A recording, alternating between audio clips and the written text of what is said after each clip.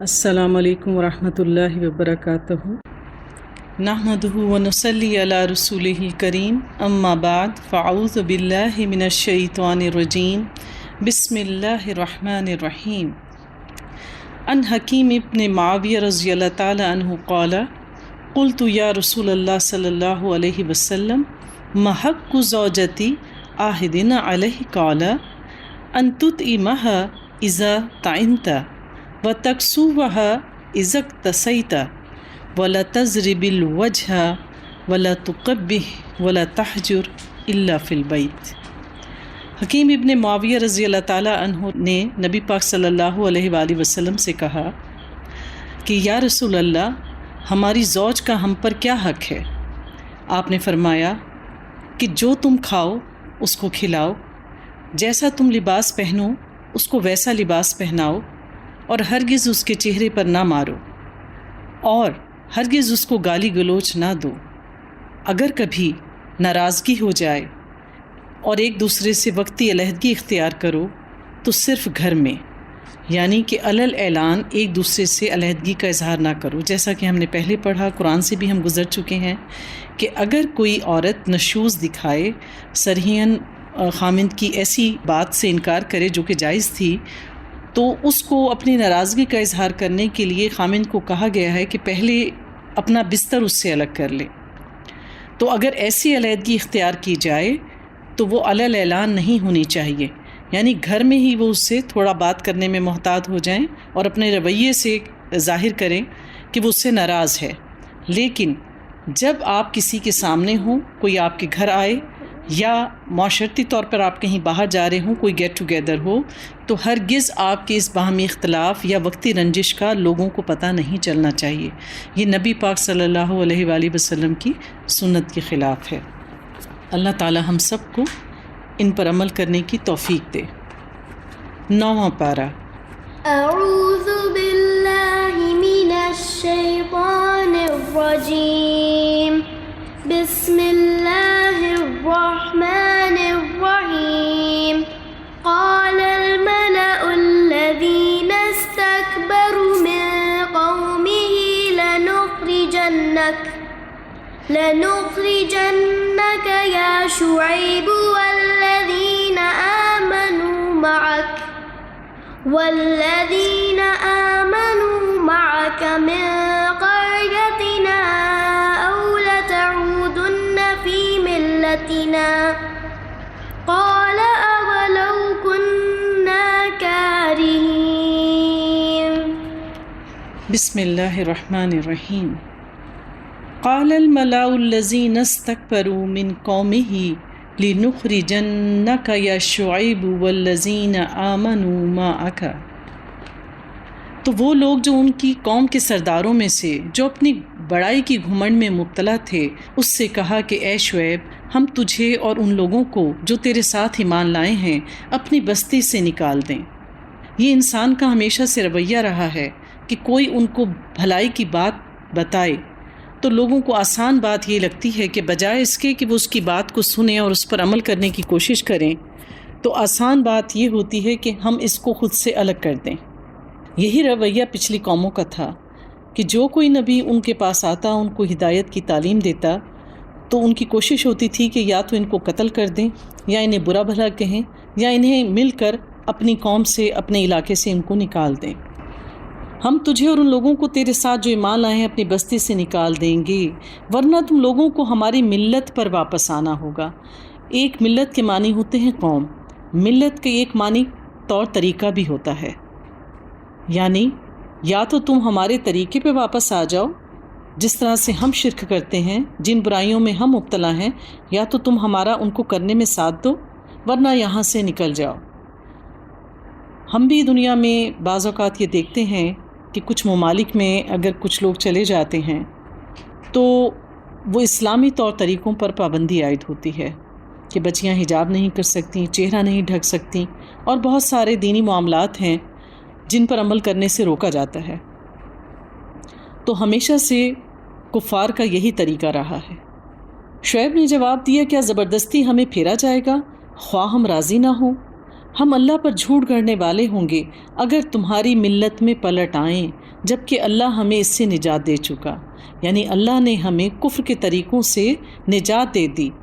تو اب اگر ہم نے ایسا کیا بعد میں تو پھر ہم جھوٹوں میں سے ہو جائیں گے، اللہ پر جھوٹے بہتان گھڑنے والے ہو جائیں گے۔ یعنی اگر کوئی دیندار شخص بدعات کا ارتکاب کرتا ہے، ایسے کام کرتا ہے جو دین کا حصہ نہیں، تو پھر بہت سارے لوگ اس کو دیکھ کے گمراہی میں مبتلا ہو جاتے ہیں کہ یہ صرف ہم نہیں کر رہے، دیکھیں وہ تو بڑا دیندار ہے، اس نے تو قرآن پڑھا ہوا ہے، وہ بھی یہ کرتا ہے، تو وہ کیسے کر سکتا ہے اگر یہ دین کا حصہ نہیں۔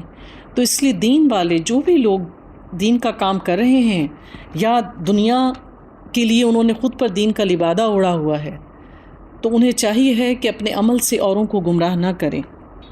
پھر اللہ فرماتے ہیں ہمارے لیے تو اس کی طرف پلٹنا اب کسی طرح ممکن نہیں، الا یہ کہ خدا یعنی ہمارا رب ہی ایسا چاہے۔ ہمارے رب کا علم ہر چیز پر حاوی ہے، یعنی انسان کا ایمان پر رہنا، ایمان لے کر آنا اور اس پر جم جانا، یہ سب اللہ کے اذن کے فیصلے ہیں۔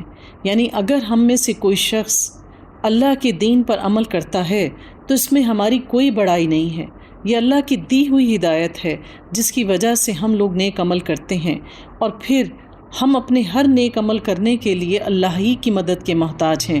اس لیے ہمیں کثرت سے کہنا چاہیے لا حول ولا قوت الا باللہ العلی العظیم۔ پھر اسی طرح حضرت عائشہ صدیقہ رضی اللہ تعالیٰ فرماتی ہیں کہ نبی پاک صلی اللہ علیہ وسلم اپنی نماز کے سجدوں میں اور دیگر اوقات میں کثرت سے یہ دعا کیا کرتے تھے، ربنا لا تزغ قلوبنا بعد اذ ہدیتنا وجعلنا من لدنک رحمہ انک انت الوہاب۔ یعنی کبھی بھی ہمیں اپنے دین کے بارے میں گھمنڈ میں مبتلا نہیں ہونا چاہیے، اور باوجود صحیح طریقوں پر عمل کرنے کے بار بار اللہ سے مدد مانگنی چاہیے۔ کیونکہ شیطان ہر وقت ہمیں برائی کی طرف کھینچنے کی کوشش کرتا ہے، اور ہم انسان ہیں، ہم کمزور ہیں، اس لیے ہمیں ہر حال میں اللہ تعالیٰ کی مدد ضروری ہے۔ اے رب ہمارے لیے ہماری قوم کے درمیان ٹھیک ٹھیک فیصلہ کر دے، اور تو بہترین فیصلہ کرنے والا ہے۔ اور دوسرا، ہمیں اس قرآن سے ایسی بہت ساری دعائیں پتہ چلتی ہیں جو انبیاء علیہ السلام نے اپنے لیے مانگی، وہ مسنون دعائیں ہیں، انہی دعاؤں سے ہمیں اپنے لیے بھی دعا کرنی چاہیے اللہ سے، جس طرح حضرت شعیب علیہ السلام نے اپنے رب سے دعا کی، ربنا افتح بیننا و بین قومنا بالحق وانت خیر الفاتحین۔ تو جب بھی آپ کو لگے کہ کوئی آپ پر زبردستی کر رہا ہے، دوسرے لوگ جو کہ غلط ہیں اپنے کسی رویے میں یا کسی بات میں، اور وہ آپ پہ مسلط ہونے کی کوشش کر رہے ہیں، تو یہ دعا انتہائی مجرب ہے۔ اس کی قوم کے سرداروں نے جو اس کی بات ماننے سے انکار کر چکے تھے، آپس میں کہا، اگر تم نے شعیب کی پیروی قبول کر لی تو برباد ہو جاؤ گے۔ مگر ہوا یہ کہ ایک دہلا دینے والی آفت نے ان کو گھیر لیا، اور وہ اپنے گھروں میں اوندھے پڑھے کے پڑے رہ گئے۔ تو بات یہ ہے کہ حق جب کسی کے سامنے آتا ہے، سچی بات جب کسی کے سامنے پیش کی جاتی ہے، تو ایسا نہیں ہو سکتا کہ کسی کو پتہ نہ چلے۔ اللہ نے انسان کے اندر فرقان رکھا ہے، صحیح اور غلط کی تمیز رکھی ہے، لیکن اکثر لوگ اپنے تکبر کی وجہ سے ایسی باتوں کو ماننے سے انکار کر دیتے ہیں۔ لوگوں نے شعیب کو جھٹلایا، وہ ایسے میٹے کہ گویا کبھی ان گھروں میں بسے ہی نہیں تھے۔ یعنی اللہ تعالیٰ نے ان پر عذاب بھیجا، اور پھر اس بستی میں کوئی سانس لینے والا زی روح باقی نہیں بچا۔ شعیب کے جھٹلانے والے ہی آخرکار برباد ہو کر رہ گئے، اور شعیب یہ کہہ کر ان کی بستیوں سے نکل گیا کہ اے برادران قوم، اے میری قوم کے لوگوں، میں نے اپنے رب کے پیغامات تمہیں پہنچا دیے اور تمہاری خیر خواہی کا حق ادا کر دیا، اب میں اس قوم پر کیسے افسوس کروں جو قبول حق سے انکار کرتی ہے۔ اور یہی معاملہ دیکھیے آپ کے حضرت نوح علیہ السلام کا بیٹا جب ڈوب رہا تھا تو اللہ تعالیٰ نے کہا تھا کہ یہ تیرے اہل میں سے نہیں ہے، اے نوح تو اس کے لیے دعا نہ کر، یہ تیرے گھر والوں میں سے نہیں ہے، حالانکہ وہ ان کی سگی اولاد تھی، یعنی وہ آپ کے طریقے پہ نہیں ہے، وہ ایک اللہ کو نہیں مانتا۔ کبھی ایسا نہیں ہوا کہ ہم نے کسی بستی میں نبی بھیجا ہو اور اس بستی کے لوگوں کو پہلے تنگی اور سختی میں مبتلا نہ کیا ہو۔ یعنی اللہ تعالیٰ کہتے ہیں کہ جب بھی ہم نے کسی بستی میں نبی کو بھیجا اور اپنی کتاب بھیجی، صحیفے بھیجے، اور یہ ہمیشہ سے رہا ہے کہ شروع میں لوگ انکار ہی کرتے تھے، تو پھر اللہ تعالیٰ ان لوگوں پر چھوٹے چھوٹے عذاب قحط کی شکل میں، مال کی کمی میں، یا کسی بھی بیماری کی شکل میں اللہ تعالیٰ ان پر چھوٹے چھوٹے عذاب بھیجتے تھے، اور اس کے پیچھے اللہ تعالیٰ کا مقصد یہ ہوتا تھا کہ جب انسان کسی پریشانی میں گھرتا ہے تو وہ ضرور اپنے رب کو پکارتا ہے، اس خیال سے کہ شاید وہ عاجزی پر اتر آئیں۔ پھر ہم نے ان کی بدحالی کو خوشحالی میں بدل دیا، یہاں تک کہ وہ خوب پھلے پھولے اور کہنے لگے ہمارے اسلاف پر بھی اچھے اور برے دن آتے رہے ہیں، آخر کار ہم نے انہیں اچانک پکڑ لیا اور انہیں خبر تک نہ ہوئی۔ تو بات یہ ہے کہ انسان جو ہے بڑا ہی ناشکرا ہے۔ انسان بعض اوقات بہت سخت آزمائشوں میں بھی صبر سے اور اللہ کی اطاعت سے کام نہیں لیتا۔ تو اللہ تعالیٰ ان قوم کا رویہ کیا بتا رہے ہیں کہ جب ان پر مشکل آتی تو وہ اپنے نبی سے کہتے کہ ہمارے لیے اللہ سے دعا کرو کہ یہ عذاب ہم پر سے ٹل جائے، اور پھر جب وہ ان کے لیے دعا کرتے یا یہ خود اپنے لیے دعا کرتے اور اللہ ان پر سے عذاب پھیر دیتا تو پھر وہ کہتے دیکھا ہم نے نہیں کہا تھا کہ یہ تو اچھے برے دن ہیں، ہم سے پہلے جو ہمارے آباء و اجداد گزرے ہیں ان پر بھی کبھی کبھی کوئی مشکلات آ جاتی تھیں لیکن وہ چلی جاتی ہیں، اور پھر وہ دوبارہ اپنے برے رویے کی طرف پلٹ آتے اور پھر اپنے رب کو یاد نہ کرتے، اور پھر اس کی سزا کے طور پر اللہ تعالیٰ ان پر عذاب مسلط کر دیتا۔ اگر بستیوں کے لوگ ایمان لاتے اور تقویٰ کی روش اختیار کرتے تو ہم ان پر آسمان اور زمین سے برکتوں کے دروازے کھول دیتے۔ تو اللہ تعالیٰ کی رحمت، نعمت اور اللہ تعالیٰ کی طرف سے آخرت میں جا کر جنت پانے کا بس ایک ہی ذریعہ ہے کہ اللہ پر ایمان لانا اور تقویٰ کا رستہ اختیار کرنا۔ تقویٰ کیا ہے؟ اللہ کی رضا کی خاطر ہر برائی سے بچنے کی حتی الامکان کوشش کرنا، اور ہر وہ کام جس پر اللہ نے نیکی کی بشارت دی ہے، اللہ تعالیٰ نے جنت کی بشارت دی ہے، اپنی استطاعت کے مطابق، خواہ وہ جانی ہو، مالی ہو، اخلاقی ہو، ہمیں ان کاموں کو کرنے کی کوشش کرنی چاہیے، کیونکہ اللہ تعالیٰ اس پر وعدہ کر رہے ہیں کہ جو لوگ اللہ پر ایمان لاتے ہیں اور تقویٰ کا رستہ اختیار کرتے ہیں، اللہ تعالیٰ آسمان اور زمینوں میں ان کے لیے برکت کے دروازے کھول دیتا ہے۔ تو اگر ہمیں اللہ کی برکت چاہیے، اللہ کی رحمت چاہیے، ہدایت چاہیے اور آخرت میں جنت کا گھر چاہیے ہے تو ہمیں چاہیے کہ برائیوں سے بچیں اور زیادہ سے زیادہ نیکی کے کام کرنے کی کوشش کریں۔ مگر انہوں نے تو جھٹلایا، لہٰذا ہم نے اس بری کمائی کے حساب میں انہیں پکڑ لیا جو وہ سمیٹ رہے تھے۔ پھر کیا بستیوں کے لوگ اب اس سے بے خوف ہو گئے کہ ہماری گرفت کبھی اچانک ان پر رات کے وقت نہ آ جائے؟ یعنی اللہ نے تو عذاب کو کبھی رات کو اور کبھی دن کے وقت بھیجا، تو اللہ تعالیٰ کہہ رہے ہیں کہ یہ جو تم رات کو بے فکر سو جاتے ہو تو تمہیں یہ خوف نہیں ہوتا کہ تم پر بھی عذاب رات کے وقت آ سکتا ہے؟ اللہ تعالیٰ نے رات کو پرسکون بنایا ہے، اندھیری رات کی چادر ہم پر چھائی ہے، کیونکہ بعض اوقات ہمیں روشنی میں نیند نہیں آتی۔ تو اللہ تعالیٰ نے تو انسان کی آسائش کا ہر سامان مہیا کیا ہے، لیکن انسان جو ہے وہ اپنا فرض ادا نہیں کرتا۔ تو رات کی پرسکون نیند بھی اللہ تعالیٰ کی بہترین نعمت ہے۔ تو ہمیں چاہیے کہ جب ہم رات کو سوئیں تو اللہ تعالیٰ کو یاد کر کے سوئیں، رات کی مسنون دعائیں پڑھ کے سوئیں۔ اللہم باسمک اموت و احیا، یہ دعا ہے جو ہمیں یاد کرنی چاہیے۔ اسی طریقے سے دوسروں کو معاف کر کے اور اپنی گناہوں کی معافی کر کے استغفار کر کے ہمیں سونا چاہیے، جب کہ وہ سوئے پڑے ہوں یا انہیں اطمینان ہو گیا ہو کہ ہمارا مضبوط ہاتھ ان پر دن کے وقت نہ پڑے گا، جب کہ وہ کھیل رہے ہوں گے، یعنی دنیا کے کاموں میں مشغول ہوں گے۔ کیا یہ لوگ اللہ کی چال سے بے خوف ہو گئے؟ حالانکہ اللہ کی چال سے وہی قوم بے خوف ہوتی ہے جو تباہ ہونے والی ہوتی ہے۔ اور کیا ان لوگوں کو جو سابق اہل زمین کے بعد زمین کے وارث ہوتے ہیں اس امر واقعی میں کچھ سبق نہیں دیا کہ اگر ہم چاہیں تو ان کے قصوروں پر انہیں پکڑ سکتے ہیں؟ یعنی جو اللہ پہلے لوگوں کے ساتھ کرتا رہا ہے کیا وہ ہمارے ساتھ نہیں کر سکتے؟ وَنَطْبَعُ عَلَىٰ قُلُوبِهِمْ فَهُمْ لَا يَسْمَعُونَ، اور ہم ان کے دلوں پر مہر لگا دیتے ہیں پھر وہ کچھ نہیں سنتے۔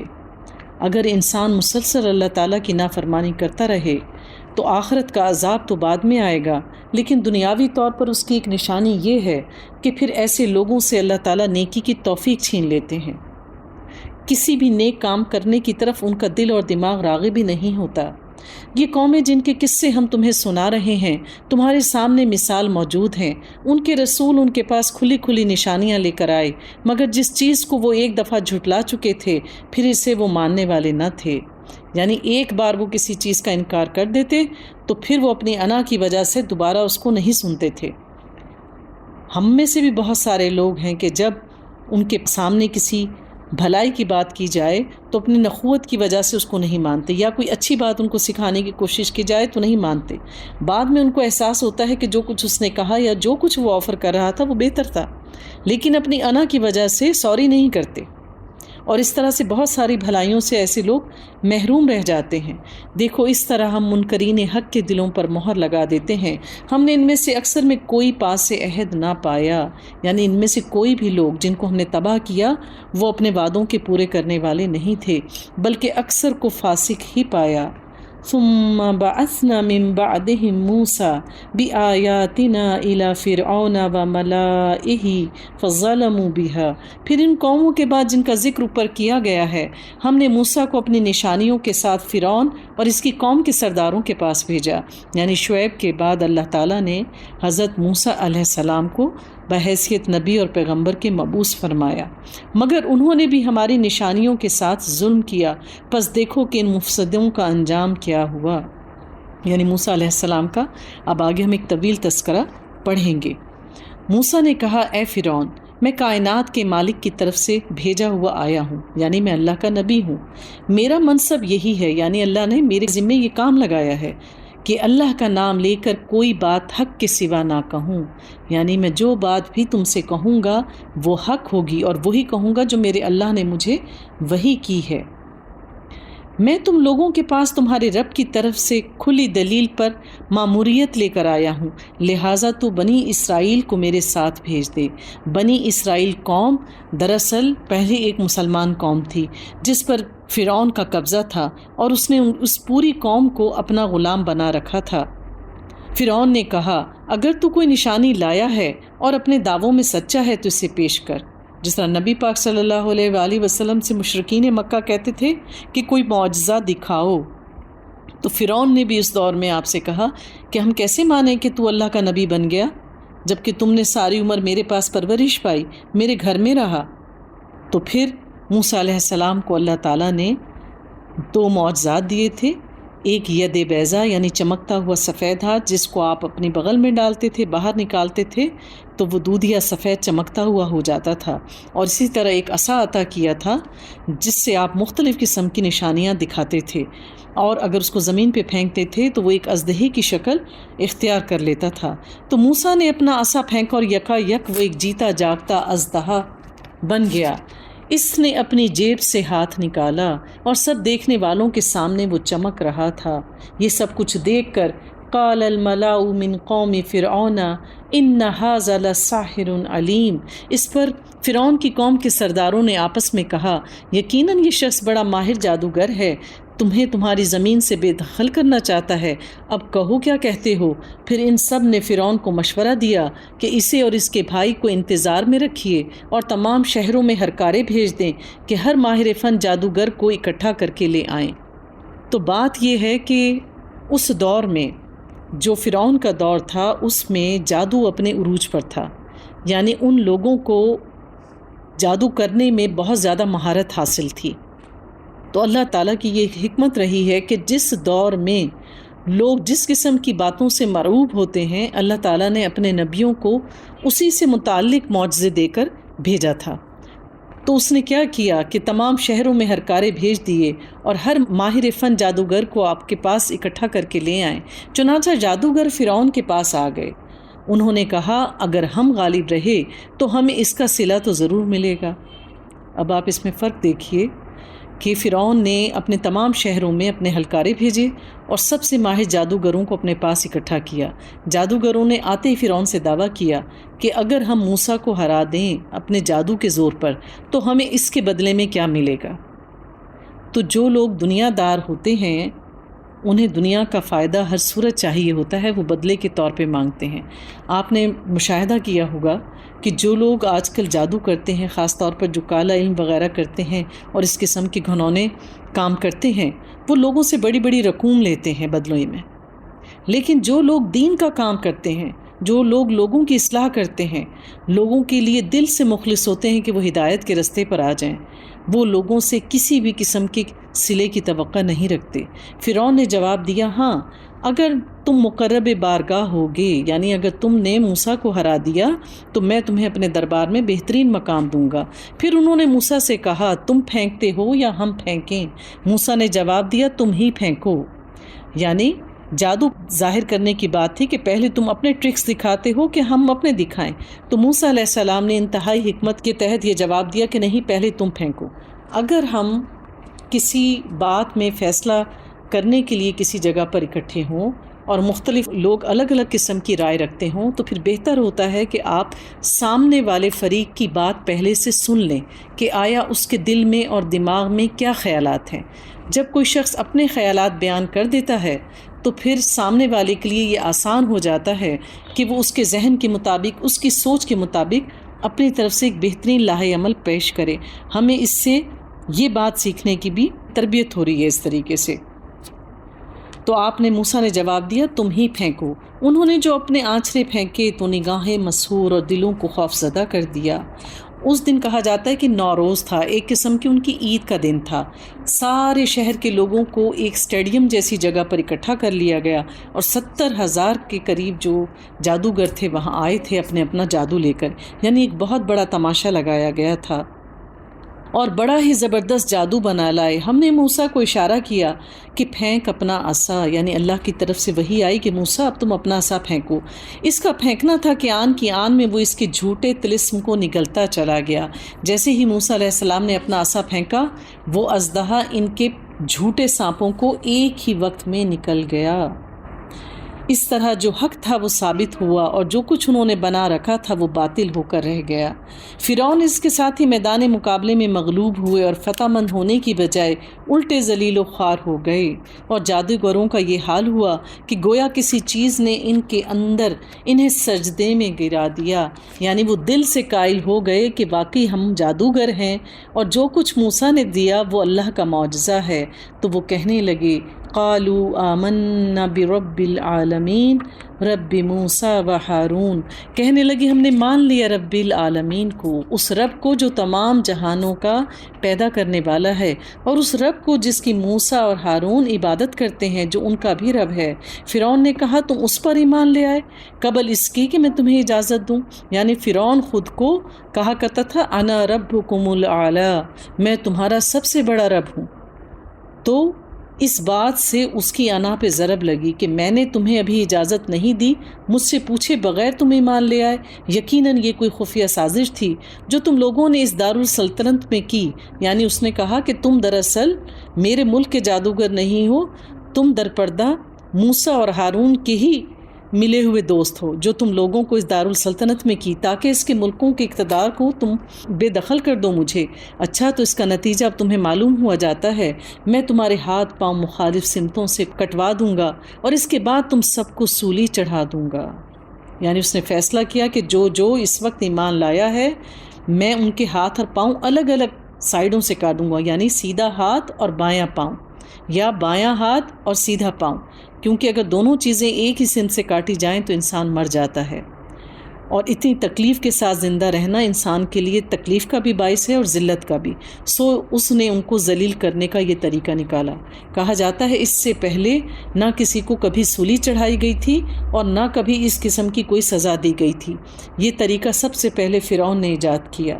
انہوں نے جواب دیا، بہرحال ہمیں پلٹنا اپنے رب ہی کی طرف ہے، تو جس بات پر ہم سے انتقام لینا چاہتا ہے اس کے سوا کچھ نہیں کہ ہمارے رب کی نشانیاں ہمارے سامنے آ گئیں تو ہم نے انہیں مان لیا۔ یعنی اللہ تعالیٰ نے ان کو مضبوط اور کامل ایمان دیا اور باوجود اس کی دھمکی کے وہ اپنے دین سے نہیں پھرے۔ اے رب ہم پر صبر کر، چونکہ وہ اللہ پر ایمان لے آئے تھے، اور سب اللہ پر ایمان لانے والے ہر مشکل وقت میں اپنے رب ہی کو پکارتے ہیں، دنیاوی الہوں کی طرف نہیں بھاگتے۔ انہوں نے سب نے دعا کی، ربنا افرغ علینا صبرا وتوفنا مسلمین، اے ہمارے رب ہم پر صبر کا فیضان کر اور ہمیں دنیا سے اٹھا تو اس حال میں کہ ہم تیرے فرما بردار ہوں، کہ اللہ ہم تجھ پر ایمان لے آئے ہیں، جب ہمیں یہ سزا دی جائے تو ہمیں صبر دے دینا تاکہ ہم اپنے ایمان سے نہ پھریں، اور جب ہم اس دنیا سے جائیں تو ہم ایمان کی حالت میں جائیں۔ تو بات یہ ہے کہ ہم میں سے ہر ایک کو دنیا میں مختلف قسم کے حالات پیش آتے رہتے ہیں، کبھی موت کا خوف ہوتا ہے، کبھی دشمن کا خوف ہوتا ہے، کبھی جان کا خوف ہوتا ہے، یا دیگر قسم کی آزمائشوں سے اللہ تعالیٰ ہم سب کو بھی آزماتا ہے۔ تو ایسے میں ہمیں چاہیے ہے کہ ہم اللہ تعالیٰ سے صبر مانگیں، اور جب ہم صبر کرتے ہیں تو ان اللہ مع الصابرین، تو بے شک اللہ تعالیٰ صبر کرنے والوں کے ساتھ ہے۔ فرعون سے اس کی قوم کے سرداروں نے کہا، کیا تو موسیٰ اور اس کی قوم کو یوں ہی چھوڑ دے گا کہ ملک میں فساد پھیلائیں اور وہ تیری اور تیرے معبودوں کی بندگی چھوڑ دیں؟ یعنی اس کو اکسایا کہ اس میں تمہاری انسلٹ ہے کہ موسیٰ پر لوگ ایمان لے آئیں اور وہ تمہارے الہوں کی بندگی کرنا چھوڑ دیں۔ فرعون نے جواب دیا، میں ان کے بیٹوں کو قتل کراؤں گا اور ان کی عورتوں کو جیتا رہنے دوں گا، ہمارے اقتدار کی گرفت ان پر مضبوط ہے۔ تو پھر فرعون نے ایک اور چال چلی کہ اس نے کہا کہ میں بنی اسرائیل میں پیدا ہونے والے تمام لڑکوں کو قتل کروا دیا کروں گا اور ان کی عورتوں کو زندہ رکھا کروں گا تاکہ انہیں ذلیل کر سکوں۔ قال موسیٰ لقومہ استعینوا باللہ واصبروا ان الارض للہ، موسیٰ نے اپنی قوم سے کہا اللہ سے مدد مانگو اور صبر کرو۔ آپ نے کہا واصبروا ان اللہ مع الصابرین، زمین اللہ کی ہے، اپنے بندوں میں سے جس کو چاہتا ہے اس کا وارث بنا دیتا ہے، اور آخری کامیابی انہی کے لیے ہے جو اس سے ڈرتے ہوئے کام کریں۔ اس کی قوم کے لوگوں نے کہا، تیرے آنے سے پہلے بھی ہم ستائے جاتے تھے اور اب تیرے آنے پر بھی ستائے جا رہے ہیں۔ اس نے جواب دیا، قریب ہے وہ وقت کہ تمہارا رب تمہارے دشمن کو ہلاک کر دے گا اور تم کو زمین میں خلیفہ بنائے گا، پھر دیکھے کہ تم کیسے عمل کرتے ہو۔ تو انہوں نے کہا کہ ہمیں کیا فرق پڑا کہ جب اللہ نے تمہیں نبی بنا کر نہیں بھیجا تھا تب بھی ہم پر ظلم کیا جا رہا تھا اور اب بھی ہم ظلم کا سامنا کر رہے ہیں۔ تو اس پر انہوں نے امید دلائی کہ بے شک یہ آزمائش ہے، اگر تم نے صبر کیا تو انشاءاللہ آئندہ تم ہی غالب آؤ گے۔ وَلَقَدْ أَخَذْنَا آلَ فِرْعَوْنَ بِالسِّنِينَ وَنَقْصٍ مِّنَ الثَّمَرَاتِ لَعَلَّهُمْ يَذَّكَّرُونَ، ہم نے فرعون کے لوگوں کو کئی سال تک قحط اور پیداواری کی کمی میں مبتلا رکھا کہ شاید ان کو ہوش آ جائے، مگر ان کا حال یہ تھا کہ جب اچھا زمانہ آتا تو کہتے کہ ہم اسی کے مستحق ہیں، اور جب برا زمانہ آتا تو موسیٰ اور اس کے ساتھیوں کو اپنے لیے فعال بد ٹھہراتے، حالانکہ در حقیقت ان کی فعال بد تو اللہ کے پاس تھی، مگر ان میں سے اکثر لوگ بے علم تھے۔ یعنی ہمیں یہ سمجھانے کی کوشش کی جا رہی ہے کہ اگر لوگوں پر خوشحالی آ جائے تو لوگ اس کا سارا کریڈٹ اپنی طرف، اپنی محنت کی طرف، اپنی تعلیم کی طرف اور اپنے ٹرکس کی طرف لیتے ہیں کہ ہم نے تو کام ہی اتنا اچھا کیا تھا، ہم نے طریقے ہی ایسے اختیار کیے تھے، ہمیں تو ترقی ملنی ہی تھی، ہم نے تو خوشحالی آنی ہی تھی۔ اس وقت وہ اللہ تعالیٰ کی رحمت کو اور فضل کو بھول جاتے ہیں۔ لیکن اگر اللہ کی طرف سے آزمائش آئے یا انہیں دنیاوی طور پر کسی مشکل کا سامنا کرنا پڑ جائے تو پھر لوگوں کا عموماً رویہ یہ ہوتا ہے کہ یا تو وہ مختلف لوگوں کو اس کا قصوروار ٹھہراتے ہیں کہ فلاں کی نظر لگ گئی، اس نے ٹوک دیا، اس نے ہمارے ساتھ اچھا معاملہ نہیں کیا، یا یہ کہتے ہیں کہ فلاں نے مناسب وقت پر ہماری مدد نہیں کی، اگر مدد کر دیتا تو ہمارا یہ حال نہ ہوتا۔ تو اللہ تعالیٰ کیا کہتے ہیں کہ ہر خیر اللہ ہی کی طرف سے ہے، اللہ ہی کی رحمت کی وجہ سے ہم پر خوشحالی آتی ہے، اور جو بھی بدی ہم تک پہنچتی ہے وہ دراصل ہمارے اعمال کی وجہ سے ہوتی ہے، وہ ہمارے اپنے ہاتھ کی کمائی ہوتی ہے۔ انہوں نے موسیٰ سے کہا کہ ہمیں مسحور کرنے کے لیے خواہ کوئی نشانی لے آئے، ہم تو تیری بات ماننے والے نہیں۔ آخرکار ہم نے ان پر طوفان بھیجا، ٹڈی دل چھوڑے، سرسریاں پھیلائیں، مینڈک نکالے اور خون برسایا۔ یعنی اللہ تعالیٰ نے بنی اسرائیل پر ہر طرح کے عذاب بھیجے کہ شاید وہ اپنے رب کی طرف بہترین رجوع کریں اور اللہ کی رحمت کے حقدار ٹھہرائے جائیں۔ تو ان پر پہلے ٹڈیوں کا عذاب آیا، بے شمار ٹڈیاں سارے جہان میں پھیل گئیں، پھر ان کے مال و اسباب میں سرسریاں ڈال دیں، پھر اللہ تعالیٰ نے مینڈک پیدا کر دیے، ہر چیز میں ان کے مینڈک پھر گھس جاتے تھے، حتیٰ کہ کھانا پکنے میں منہ کھولتے تھے تو منہ کے اندر مینڈک چلے جاتے تھے۔ پھر اللہ تعالیٰ نے آسمان سے خون کی بارش کی، پینے والا پانی یعنی جو پانی ان کے برتن میں ہوتا وہ خون بن جایا کرتا تھا۔ یہ سب نشانیاں الگ الگ کر کے دکھائیں، مگر وہ سرکشی کیے چلے گئے۔ وہ بہت ہی بڑے مجرم لوگ تھے۔ جب کبھی ان پر بلا نازل ہو جاتی تو کہتے، اے موسیٰ تجھے اپنے رب کی طرف سے جو منصب حاصل ہے، یعنی اللہ نے تمہیں نبی بنایا ہے، نبوت دی ہے، اس کی بنا پر ہمارے حق میں دعا کر، یعنی تم تو اللہ کے چنے ہوئے ہو، تو اب یہ تمہارا فرض ہے کہ ہم تمہاری قوم ہیں، تم اپنے رب سے جا کے دعا کرو تاکہ ہم پر سے یہ بلا ٹل جائے، تو ہم تیری بات مان لیں گے اور بنی اسرائیل کو تیرے ساتھ بھیج دیں گے۔ یعنی اگر یہ عذاب ٹل گیا تو پھر ہمارا وعدہ ہے کہ پوری قوم کو ہم آزاد کر دیں گے اور وہ تیرے ساتھ چلی جائے گی۔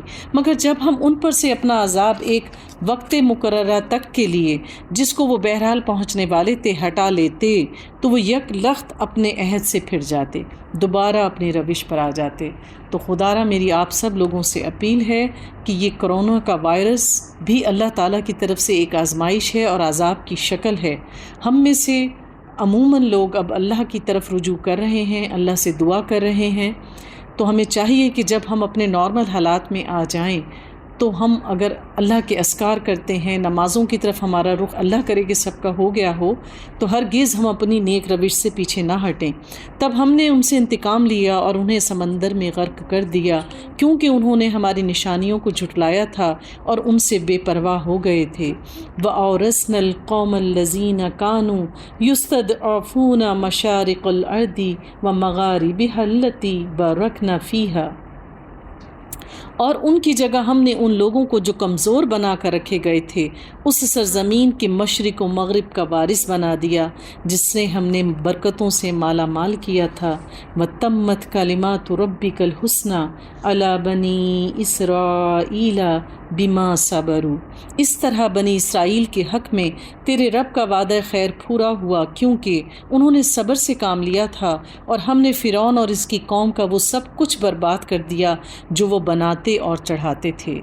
یعنی فرعون نافرمان تھا، اللہ کا منکر تھا، غرور اور تکبر کرنے والا تھا، تو اللہ تعالیٰ نے اس کو اسی سمندر میں غرق کر دیا اور اسی سمندر کو خشکی کا رستہ بنا کر بنی اسرائیل کو وہاں سے گزار دیا، اور وہ ظالم تھا اس کو ڈبو دیا، اور بنی اسرائیل نے اتنے عرصے صبر کیا تو اللہ تعالیٰ نے ان کے صبر کے بدلے میں اس دنیا کا ان کو وارث بنا دیا اور انہیں فلسطین جیسی بابرکت زمین عطا کی۔ بنی اسرائیل کو ہم نے سمندر سے گزار دیا، پھر وہ چلے اور راستے میں ایک ایسی قوم پر ان کا گزر ہوا جو اپنے چند بتوں کی گرویدہ بنی ہوئی تھی۔ کہنے لگے اے موسیٰ، ہمارے لیے بھی ایسا کوئی معبود بنا دے جیسے ان لوگوں کے معبود ہیں۔ موسیٰ نے کہا تم لوگ بڑی نادانی کی باتیں کرتے ہو، یہ لوگ جس طریقے کی پیروی کر رہے ہیں وہ تو برباد ہونے والا ہے، اور جو وہ عمل کر رہے ہیں وہ سراسر باطل ہے۔ تو بات یہ ہے کہ چونکہ انہوں نے ساری زندگی فرعون کی غلامی میں گزاری تھی اور بت پرستی کو دیکھا تھا، تو ان کے اندر سے ابھی ان بتوں کی محبت نہیں نکلی تھی۔ تو اگر کوئی شخص اپنا عمل تبدیل کر لے، یعنی برائی سے ہٹ جائے، تو اس کو چاہیے کہ برے لوگوں کی صحبت بھی چھوڑ دے، کیونکہ اگر آپ نے نیکی کی راہ اختیار کی لیکن برے دوستوں کی صحبت اختیار کیے رکھی تو اس میں کوئی بعید نہیں کہ آپ دوبارہ سے ان کی غلط فطرت میں ڈھل جائیں گے۔ پھر موسیٰ نے کہا کہ کیا میں اللہ کے سوا کوئی اور معبود تمہارے لیے تلاش کروں، حالانکہ وہ اللہ ہی ہے جس نے تمہیں دنیا بھر کی قوموں پر فضیلت بخشی، یعنی تم اتنی بڑی نعمت سے کیسے پھر سکتے ہو؟ تم غلام تھے، اللہ تعالیٰ نے تمہیں دنیا کی بادشاہت کا وارث بنا دیا۔ وَإِذَا أَنْجَيْنَكُمْ مِنْ آلِ فِرْعَوْنَ يَسُومُونَكُمْ سُوءَ الْعَذَابِ وَيُقَتِّلُونَ أَبْنَاءَكُمْ وَيَسْتَحْيُونَ نِسَاءَكُمْ، اور اللہ فرماتا ہے کہ وہ وقت یاد کرو جب ہم نے فرعون والوں سے تمہیں نجات دی، جن کا حال یہ تھا کہ تمہیں سخت عذاب میں مبتلا رکھتے تھے، تمہارے بیٹوں کو قتل کرتے اور تمہاری عورتوں کو زندہ رہنے دیتے تھے، اور اس میں تمہارے رب کی طرف سے تمہارے لیے بڑی ہی آزمائش تھی۔ ہم نے موسیٰ کو 30 شب و روز کے لیے کوہ سینا پہ طلب کیا اور بعد میں 10 دن کا اور اضافہ کر دیا، یعنی موسیٰ علیہ السلام کو اللہ تعالیٰ نے 30 دن کے لیے کوہ طور پر بلایا اور پھر بعد ازاں اس میں 10 دن کا اضافہ کیا، یعنی آپ 40 دن اور 40 راتیں کوہ طور پر رہے جب آپ کو اللہ تعالیٰ نے تورات نازل کی۔ اس طرح اس کی رب کی مقررہ کردہ مدت پورے 40 دن ہو گئی۔ وَلَمَّا جَاءَ مُوسَىٰ لِمِيقَاتِنَا وَكَلَّمَهُ رَبُّهُ قَالَ رَبِّ أَرِنِي أَنظُرْ إِلَيْكَ قَالَ لَن تَرَانِي، موسیٰ نے چلتے ہوئے اپنے بھائی ہارون سے کہا کہ میرے پیچھے تم میری قوم میں میری جانشینی کرنا اور ٹھیک کام کرتے رہنا اور بگاڑ پیدا کرنے والوں کے طریقے پر نہ چلنا۔ جب وہ ہماری مقرر کیا ہوا وقت پر پہنچا اور اس نے اپنے رب سے کلام کیا تو اس نے التجا کی، کیا کہا تھا؟ قال ربی آرائنی انظر الیک، اے میرے رب تو مجھے یارائے نظر دے، یعنی مجھے تاب دے کہ میں تجھے دیکھ سکوں۔ فرمایا تو مجھے نہیں دیکھ سکتا، ہاں ذرا سامنے کے پہاڑ کی طرف دیکھ، اگر وہ اپنی جگہ قائم رہ جائے تو البتہ مجھے دیکھ سکے گا۔ چنانچہ اس کے رب نے جب پہاڑ پر اپنی تجلی کی تو اسے ریزہ ریزہ کر دیا اور موسیٰ غش کھا کر گر پڑا، اور جب ہوش آیا تو بولا قال سبحانک تبت الیک وانا اول المؤمنین، پاک ہے تیری ذات، میں تیرے حضور توبہ کرتا ہوں اور سب سے پہلا ایمان لانے والا ہوں۔ یعنی حضرت موسیٰ علیہ السلام نے ایسی خواہش کی جس کی وہ تاب نہیں لا سکتے تھے۔ بعض اوقات ہم بھی اللہ تعالیٰ سے ایسی دعائیں مانگ رہے ہوتے ہیں جو دراصل ہمارے حق میں اچھی نہیں ہوتی۔ یہ تو اللہ تعالیٰ کا ہم پر رحمت اور فضل ہے کہ اللہ تعالیٰ وہ دعائیں ہمارے حق میں قبول نہیں کرتا۔ بعض اوقات ہم بچوں کے لیے ایسی جگہ پر رشتہ مانگ رہے ہوتے ہیں جہاں سے ہمیں رشتہ نہیں ملتا، اور پھر ہم اپنے تعلقات ان لوگوں سے خراب کر لیتے ہیں۔ اسی طریقے سے بعض جابز ایسی ہوتی ہیں، بعض ایسے سبجیکٹس ہوتے ہیں، ایسی یونیورسٹیز اور کالجز ہوتے ہیں جہاں بچوں کے لیے چاہ رہے ہوتے ہیں کہ بچے وہاں تعلیم حاصل کریں، لیکن باوجود کوشش کرنے کے ہماری وہ خواہشات پوری نہیں ہوتی۔ تو ہمیں اس میں اللہ تعالیٰ کی رضا اور حکمت کو سمجھنا چاہیے کہ بعض اوقات ہم اپنی دعاؤں میں وہ چیزیں مانگ رہے ہوتے ہیں جس میں ہمارے لیے خیر نہیں شر ہوتا ہے۔ تو اگر ہمیں وہ چیزیں باوجود دعائیں مانگنے کے ہمیں نہیں ملتی تو ہمیں اس میں اللہ کی حکمت سمجھنی چاہیے۔ تو پھر فرمایا اے موسیٰ، میں نے تمام لوگوں پر تمہیں ترجیح دے کر تجھے منتخب کیا کہ میری پیغمبری کرے اور مجھ سے ہم کلام ہو، یعنی تجھے اتنی بڑی عظمت دی کہ تو مجھ سے کلام کرتا ہے، بس جو کچھ میں تجھے دوں اسے لے اور شکر بجا لا، یعنی جو نعمتیں اللہ تعالیٰ ہمیں عطا کر دے ہمیں اس پر اللہ کا شکر ادا کرنا چاہیے، اور جو نعمتیں اگر ہمیں نہیں ملتی تو ہمیں اس کو اللہ کی حکمت سمجھ کر اس میں راضی برضا رہنا چاہیے۔ وَكَتَبْنَا لَهُ فِي الْأَلْوَاحِ مِنْ كُلِّ شَيْءٍ مَوْعِظَةً وَتَفْصِيلًا لِكُلِّ شَيْءٍ۔ اس کے بعد ہم نے موسیٰ کو ہر شعبہ زندگی کے متعلق نصیحت اور ہر پہلو کے متعلق واضح ہدایات تختیوں پر لکھ کر دی تھیں، یعنی ہر شعبہ زندگی سے متعلق نصیحت اور واضح ہدایت، یعنی ہر دور میں اللہ تعالیٰ نے جو جو کتابیں نازل کیں، اللہ تعالیٰ نے اس دور کے لوگوں کے لیے پوری زندگی کو گزارنے کے لیے جو جو ہدایات چاہیے، خواہ وہ عبادت سے ریلیٹڈ ہیں یا معاشرت سے ریلیٹڈ، اللہ تعالیٰ نے ہر شریعت میں ان کو تحریر کیا اپنی کتابوں میں، اور اس سے کہا کہ ان ہدایات کو مضبوط ہاتھوں سے سنبھال اور اپنی قوم کو حکم دے کہ وہ ان کے بہتر مفہوم کی پیروی کریں، یعنی ان کو پڑھ کر جو مطلب سمجھ میں آئے تو اس میں سے جو بہتر ہے اس پر عمل کیا جائے۔ جس طرح قرآن میں کہا جاتا ہے، اللہ تعالیٰ فرماتے ہیں کہ میری قرآن کی بعض آیات کو پڑھ کر اس سے کچھ لوگ بہترین ہدایت لیں گے اور کچھ لوگ اس کو پڑھ کر گمراہ ہو جائیں گے۔ اسی طرح سے ہماری عقل کا اور ہمارے علم کا تقاضا یہ ہے کہ جو کچھ ہم قرآن میں سے پڑھیں ہم اس پر بہترین والے حصوں پر عمل کرنے کی کوشش کریں، اور وہ باتیں جو ہمیں تفرقے میں ڈالیں یا ایسی چیزیں جو فروعی مسائل سے ریلیٹڈ ہوں ہمیں زیادہ ایک دوسرے سے اس پر بحث نہیں کرنی چاہیے، اور پھر جو دین کی بہترین باتیں ہم سیکھ لیں ہمیں اس پر شرع صدر ہو تو ہمیں چاہیے ہے کہ ہم اس میں بغیر بخل سے کام لیے دوسروں کو پورا اس کی تعلیم دیں۔ عنقریب میں تمہیں فاسقوں کے گھر دکھاؤں گا، میں اپنی نشانیوں سے ان لوگوں کی نگاہیں پھیر دوں گا جو بغیر کسی حق کے زمین میں بڑے بنتے ہیں، وہ خواہ کوئی نشانی لیں کبھی اس پر ایمان نہ لائیں گے، اگر سیدھا راستہ ان کے سامنے آئے تو اسے اختیار نہ کریں گے، اور اگر ٹیڑھا راستہ نظر آئے تو اس پر چل پڑیں گے۔ تو آج بھی ایسا ہی ہے کہ اگر لوگوں کو دین کی محفلوں کی دعوت دی جائے تو پھر ان کو بہت سارے گھر کے کام کاج اور ذمہ داریاں، تکلیفیں اور بیماریاں یاد آ جاتی ہیں، اور ایسے ہی لوگوں کو مختلف فنکشنز میں اور ایسے دنیاوی معاملات میں ان کو بلایا جائے تو پھر آپ دیکھیں گے کہ وہ جوک در جوک چلے آتے ہیں۔ اللہ ہم سب کے حال پر رحم کرے۔ اس لیے انہوں نے ہماری نشانیوں کو جھٹلایا اور ان سے بے پرواہی کرتے ہیں۔ والذین کذبوا بآیاتنا وَلِقَاءِ الْآخِرَةِ حَبِطَتْ أَعْمَالُهُمْ، ہماری نشانیوں کو جس کسی نے جھٹلایا اور آخرت کی پیشی سے انکار کیا، یعنی آخرت میں اللہ کی ملاقات سے انکار کیا، ان کے سارے اعمال ضائع ہو گئے۔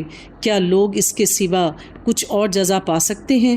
جیسا کہ وہ کریں گے ویسا ہی بھریں گے۔ As you sow so shall you reap, الدنیا مزارۃ الآخرہ، یعنی جو لوگ اللہ تعالیٰ کی آیات آنے کے باوجود، کسی کے سمجھانے کے باوجود اللہ تعالیٰ کے احکامات پر عمل نہیں کرتے، تو پھر ان کا کیا خیال ہے کہ وہ محض دعائیں مانگنے سے اللہ کی جنت تک پہنچ جائیں گے؟ اللہ کی جنت کے لیے اعمال کی کرنسی چاہیے، اعمال۔ پھر اللہ فرماتے ہیں موسیٰ کے پیچھے اس کی قوم کے لوگوں نے اپنے زیوروں سے ایک بچھڑے کا پتلا بنایا جس میں سے بیل کی سی آواز نکلتی تھی۔ کیا انہیں نظر نہیں آتا تھا کہ وہ نہ ان سے بولتا ہے، نہ کسی معاملے میں ان کی رہنمائی کرتا ہے، مگر پھر بھی انہوں نے اسے معبود بنا لیا۔ وہ سخت ظالم تھے۔ جب حضرت موسیٰ علیہ السلام کوہ طور پر گئے اللہ سے ملاقات کے لیے 40 دنوں کے لیے، تو ان کے قافلے میں سامری جادوگر بھی تھا۔ میں نے جیسے پہلے بتایا کہ فرعون کی قوم میں جادو کا بڑا زور تھا، تو انہوں نے کہا کہ ہم بور ہو گئے ہیں، کچھ کریں۔ تو ہم نے رستے میں جو بت دیکھے تھے تو وہ ان سے بہت فیسینیٹ ہوئے تھے، جس سے موسیٰ علیہ السلام نے ان کو منع کر دیا تھا۔ جب کہ موسیٰ علیہ السلام ان کے پاس موجود نہیں تھے تو سامری جادوگر نے انہیں اکسایا، انہوں نے اپنے تمام زیورات اس کو دیے اور انہوں نے وہ سونا پگھلا کر ایک بچھڑے کی شکل کا ایک اسٹیچو بنا دیا اور اس میں مختلف جگہ سے ہولز چھوڑے، جس طرح سے ہماری بانسری میں سوراخ ہوتے ہیں اور جب اس میں سے ہوا گزرتی ہے تو اس میں سے ایک خاص قسم کا ردھم پیدا ہوتا ہے۔ تو وہ جادوگر تھا، اس نے بھی بچھڑے میں جگہ جگہ سوراخ چھوڑے، جب ہوا چلتی تھی تو پھر اس میں سے الگ الگ قسم کی آوازیں نکلتی تھیں اور انہوں نے پھر اس کو ہی اپنا معبود بنا لیا۔ پھر جب ان کے فریب خوردگی کا طلسم ٹوٹ گیا اور انہوں نے دیکھ لیا کہ در حقیقت وہ گمراہ ہو گئے ہیں، تو کہنے لگے کہ اگر ہمارے رب نے ہم پر رحم نہ کیا اور ہم سے درگزر نہ کیا تو ہم برباد ہو جائیں گے۔ تو بات یہ ہے کہ ہم سے غلطیاں ہو جاتی ہیں، بہتری اس میں ہے کہ اگر ہمیں اپنی غلطی کا احساس ہو جائے تو پھر ہم اپنے رب کی طرف رجوع کریں۔ تو انہوں نے کیا کہا؟ انہوں نے اپنے رب سے دعا کی کہ اگر ہمارے رب تو نے ہم پر رحم نہ فرمایا اور ہم سے درگزر نہ کیا تو ہم برباد ہو جائیں گے۔ ادھر سے موسیٰ غصے اور رنج میں بھرے ہوئے اپنی قوم کی طرف پلٹے، آتے ہی انہوں نے کہا بہت بری جانشینی کی تم لوگوں نے میرے بعد، یعنی میں تم سے سخت مایوس ہوا۔ کیا تم سے اتنا صبر نہیں ہوا کہ اپنے رب کے حکم کا انتظار کر لیتے؟ اور انہوں نے غصے میں وہ تختیاں جو اللہ نے ان کو عطا کی تھیں ان کو پھینک دیا اور اپنے بھائی ہارون کے سر کے بال پکڑ کر کھینچے، کیونکہ آپ ان کو اپنے بعد اپنا نائب بنا کر گئے تھے۔ ہارون نے کہا اے میری ماں کے بیٹے، ان لوگوں نے مجھے دبا لیا اور قریب تھا کہ مجھے مار ڈالتے، پس تو مجھے دشمنوں کو مجھ پر ہنسنے کا موقع نہ دے۔ تو بات یہ ہے کہ آپ نے ان کو کہا تھا کہ ہرگز ان کو کسی بھی قسم کی تہمات میں یا کسی بھی قسم کی کفر میں مبتلا نہ ہونے دینا۔ لیکن جب ہارون علیہ السلام نے دیکھا کہ اگر میں ان کو زیادہ سختی سے روکنے کی کوشش کروں گا تو میں اکیلا ہوں، ایسا نہ ہو کہ یہ مجھے قتل کر دیں اور بعد میں میرا بھائی اکیلا رہ جائے۔ اور جب موسیٰ علیہ السلام کا سخت رویہ انہوں نے دیکھا تو انہوں نے کہا کہ ہم اگر آپس میں جھگڑیں گے تو دشمن ہم پر ہنسے گا۔ تو بات یہ ہے کہ ہمیں کسی بھی کام میں جلدی نہیں کرنی چاہیے اور تحمل سے اپنے تمام معاملات کو طے کرنا چاہیے۔ اور اس گروہ کے ساتھ مجھے شامل نہ کر۔ تب موسیٰ نے کہا اے رب مجھے اور میرے بھائی کو معاف کر اور ہمیں اپنی رحمت میں داخل فرما دے، تو سب سے بڑھ کر رحم کرنے والا ہے۔ ان الذین اتخذوا العجل سین لهم غضب من ربهم، جن لوگوں نے بچھڑے کو معبود بنایا وہ ضرور اپنے رب کے غضب میں گرفتار ہو کر رہیں گے، یعنی ان کو ان کے کیے کی سزا ملے گی اور دنیا کی زندگی میں ذلیل ہوں گے۔ جھوٹ گھڑنے والوں کو ہم ایسی ہی سزا دیتے ہیں، یعنی اللہ تعالیٰ جھوٹ کی سزا جو ہے دنیا میں بھی دیتا ہے اور آخرت میں بھی، کیونکہ جو شخص جھوٹ بولتا ہے اس کا ایمان زائل ہو جاتا ہے۔ نبی پاک صلی اللہ علیہ وآلہ وسلم سے صحابہ کرام نے پوچھا کہ اللہ کے نبی کیا مومن بزدل ہو سکتا ہے؟ آپ نے کہا ہاں۔ صحابہ نے کہا کہ کیا وہ بخیل ہو سکتا ہے؟ انہوں نے کہا ہاں۔ کیا وہ بزدل ہو سکتا ہے؟ آپ نے جواب دیا کہ ہاں ہو سکتا ہے۔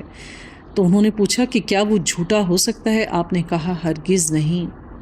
اور جو لوگ برے عمل کریں پھر توبہ کر لیں اور ایمان لے آئیں تو یقیناً اس توبہ اور ایمان کے بدلے تیرا رب ان سے درگزر فرمائے گا۔ یعنی اللہ کا توبہ کا دروازہ ہمیشہ کھلا رہتا ہے، ہمیں مایوس نہیں ہونا چاہیے۔ پھر جب موسیٰ کا غصہ ٹھنڈا ہوا تو اس نے وہ تختیاں اٹھائیں جن کی تحریر میں ہدایت اور رحمت تھی ان لوگوں کے لیے جو اپنے رب سے ڈرتے ہیں، اور اس نے اپنی قوم کے 70 آدمیوں کو منتخب کیا تاکہ وہ اس کے ساتھ ہمارے مقرر کیا ہوا وقت پر حاضر ہوں۔ جب ان لوگوں کو ایک سخت زلزلے نے آ پکڑا تو موسیٰ نے عرض کیا، اے میرے سرکار، اے میرے رب، آپ چاہتے تو پہلے ہی ان کو اور مجھے ہلاک کر سکتے تھے کہ آپ اس قصور میں جو ہم میں سے چند نادانوں نے کیا تھا ہم سب کو ہلاک کریں گے۔ ہوا یہ تھا کہ جب موسیٰ علیہ السلام یہ تختیاں لے کر آئے تو ان کے سرداروں نے کہا کہ ہمیں کیا معلوم کہ اللہ نے یہ تمہیں عطا کی ہیں، ہم اس وقت تک تیرے رب پہ ایمان نہیں لائیں گے جب تک ہم خود اللہ کو اپنی آنکھوں سے نہیں دیکھیں گے۔ تب آپ اپنی قوم کے 70 سرداروں کو لے کے وہاں گئے، اور جب اللہ کی تجلی پڑی تو اللہ تعالیٰ نے ایک کڑک ان پر بھیجی اور وہ سب کے سب مر گئے۔ تو اس پر آپ انتہائی رنجیدہ ہوئے، کہا کہ اے رب، یہ موت ان کی جگہ پر بھی آ سکتی تھی، اب اگر میں جا کے کہوں گا کہ وہ سب مر گئے تو وہ ساری قوم میری پھر سے دشمن ہو جائے گی۔ یہ تو آپ کی ڈالی ہوئی ایک آزمائش تھی جس کے ذریعے سے آپ چاہتے ہیں گمراہی میں مبتلا کر دیتے ہیں اور جسے چاہتے ہیں ہدایت بخش دیتے ہیں۔ انت ولینا فاغفر لنا وارحمنا وانت خیر الغافرین، سرپرست تو آپ ہی ہیں، پس ہمیں معاف کر دیجئے اور آپ ہم پر رحم فرمائیے، آپ سب سے بڑھ کر رحم فرمانے والے ہیں۔ تو بات یہ ہے کہ انسان اگر دیکھے کہ اس نے کوئی ایسا عمل کیا ہے جو اللہ کی ناراضگی کو دعوت دینے والا ہے تو اسے چاہیے کہ فوراً توبہ کرے، اور جیسا ہم برا عمل کرتے ہیں اس کی تلافی پھر اتنی ہی اچھائی کر کے کرنی چاہیے۔ یعنی اگر ہم سے کوئی برائی سرزد ہو جائے تو پھر ہم اللہ تعالیٰ سے صلاۃ التوبہ پڑھیں، صدقہ کریں، خیرات کریں اور اللہ تعالیٰ سے مغفرت مانگیں، اور ہمارے لیے اس دنیا کی بھلائی میں بھی لکھ دیجئے اور آخرت کی بھی، ہم نے آپ کی طرف رجوع کر لیا۔ اور جواب میں ارشاد ہوا اللہ کی طرف سے، سزا تو میں جسے چاہتا ہوں دیتا ہوں، وَرَحْمَتِي وَسِعَتْ كُلِّ شَيْءٍ، مگر میری رحمت ہر چیز پر چھائی ہوئی ہے۔ یعنی بات یہ ہے کہ اللہ کتنا ہی ہم سے ناراض ہو جائے، ہم پر عذاب بھیجے، لیکن اللہ کی رحمت اس سے زیادہ وسیع ہوتی ہے۔ جب اللہ تعالیٰ ہم میں سے دنیا میں کسی کو بھی آزمائش سے گزارتا ہے اور جب اس آزمائش کا وقت ختم ہو جاتا ہے تو پھر اللہ تعالیٰ ہمیں اتنی بڑی نعمت سے کچھ عرصے بعد نوازتا ہے کہ ہم اس برے وقت کو بھول جاتے ہیں۔ یہی اللہ تعالیٰ کی سنت ہے، اور اسے میں ان لوگوں کے حق میں لکھوں گا جو نافرمانی سے پرہیز کریں گے اور زکوٰۃ دیں گے اور میری آیات پر ایمان لائیں گے۔ بس آج یہ رحمت ان لوگوں کا حصہ ہے جو اس پیغمبر نبی امی کی پیروی اختیار کریں جس کا ذکر انہوں نے اپنے ہاں تورات اور انجیل میں لکھا ہوا ملتا ہے، اور وہ انہیں نیکی کا حکم دیتا ہے اور بدی سے روکتا ہے، ان کے لیے پاک چیزیں حلال اور ناپاک چیزیں حرام کرتا ہے، اور ان پر سے وہ بوجھ اتارتا ہے جو ان پر لدے ہوئے تھے۔ تو اللہ تعالیٰ کہہ رہے ہیں کہ ان اہل کتاب کو یعنی یہود و نصارہ کو چاہیے کہ اس قرآن کے آنے کے بعد اس پر ایمان لائیں، اور جس طرح سے ان کی کتابوں میں نیکی کا عمل کرنے اور بدی سے روکنے کا حکم تھا، اب اس کتاب میں جن چیزوں کا حکم دیا گیا ہے اس پر عمل کریں، اور وہ پاک چیزیں جو انہوں نے خود سے ہی اپنے اوپر حرام کر لی تھیں اب وہ پاک چیزیں کھائیں جس کو قرآن پاک کہتا ہے، اور وہ چیزیں جو اللہ تعالیٰ نے حرام کر دی تھیں، یعنی شراب پینا ان کی شریعت میں حرام نہیں تھا لیکن قرآن میں اس کو حرام کہا گیا ہے، تو ایسی چیزوں کو اب تم چھوڑ دو قرآن کے آنے کے بعد اگر تم اس پر ایمان لاتے ہو، اور ان پر سے وہ بوجھ اتارتا ہے جو ان پر لدے ہوئے تھے، اور وہ بندشیں کھولتا ہے جن میں وہ جکڑے ہوئے تھے۔ اسی طریقے سے پچھلی شریعتوں میں جیسا کہ ہم دیکھتے ہیں کہ عیسائیوں کا روزہ جو ہے وہ 24 گھنٹے کا ہے، اللہ نے ہم پر رحم کیا، ہمیں فجر سے لے کے مغرب تک کا روزہ دیا گیا ہے، تو اگر یہ لوگ اللہ کے دین پر ایمان لاتے تو یہ سختی ان پر سے ختم ہو جاتی۔ لہٰذا جو لوگ اس پر ایمان لائیں اور اس کی حمایت اور نصرت کریں اور اس روشنی کی پیروی اختیار کریں جو اس کے ساتھ نازل کی گئی ہے، تو ایسے ہی لوگ فلاح پانے والے ہیں۔ فلاح کیا ہے؟ فلاح کامیابی ہے، اور بہترین شخص وہی کامیاب ہے۔ فمن زحزح عن النار فقد فاز فوزا عظیما وادخل الجنت، یعنی وہ لوگ جو آگ سے بچا لیے گئے اور اللہ کی رحمت سے جنت میں داخل ہو جائیں گے۔ دراصل اصل میں وہی لوگ کامیاب ہیں۔ یعنی دنیاوی طور پر جو لوگ یہ سمجھتے ہیں کہ ہم نے جو گولز اپنے بچوں کے لیے سیٹ کیے تھے یا دنیاوی طور پہ سیٹ کیے تھے کہ ہم نے اس ٹارگٹ کو اچیو کرنا ہے، وہ ان کامیابیوں کو پا کر سمجھتے ہیں کہ ان کی زندگی بڑی کامیاب گزری، لیکن اللہ کی نظر الگ ہے، آخرت کے سودے الگ ہیں۔ تو جو کوئی اس دنیا میں رہتے ہوئے ایسے اعمال کرے جس سے وہ دوزخ سے بچ جائے اور جنت کا حقدار ٹھہرے تو سمجھ لو وہی شخص کامیاب ہے، خواہ دنیاوی طور پر اس کو اتنی کامیابیاں نصیب نہ ہوئی ہوں۔ قل یا ایھا الناس انی رسول اللہ علیکم جمیعا الذی لہ ملک السماوات والارض لا الہ الا ھو یحیی و یمیت۔ اے محمد کہو کہ انسانوں میں تم سب کی طرف اس خدا کا پیغمبر ہوں جو زمین اور آسمانوں کی بادشاہی کا مالک ہے۔ نبی پاک صلی اللہ علیہ وآلہ وسلم خاتم النبیین ہیں۔ آپ کے آنے کے بعد نبوت کا سلسلہ ختم ہو گیا، تو رہتی دنیا تک کے لیے تمام لوگوں کو یہ کہا جا رہا ہے کہ اگر انہوں نے ہدایت پانی ہے تو نبی پاک صلی اللہ علیہ وآلہ وسلم کی سنت پر عمل کریں، اور جو کتاب وہ لے کر آئے ہیں اس میں تمام نوع انسانی کے لیے ہدایت کا رستہ موجود ہے۔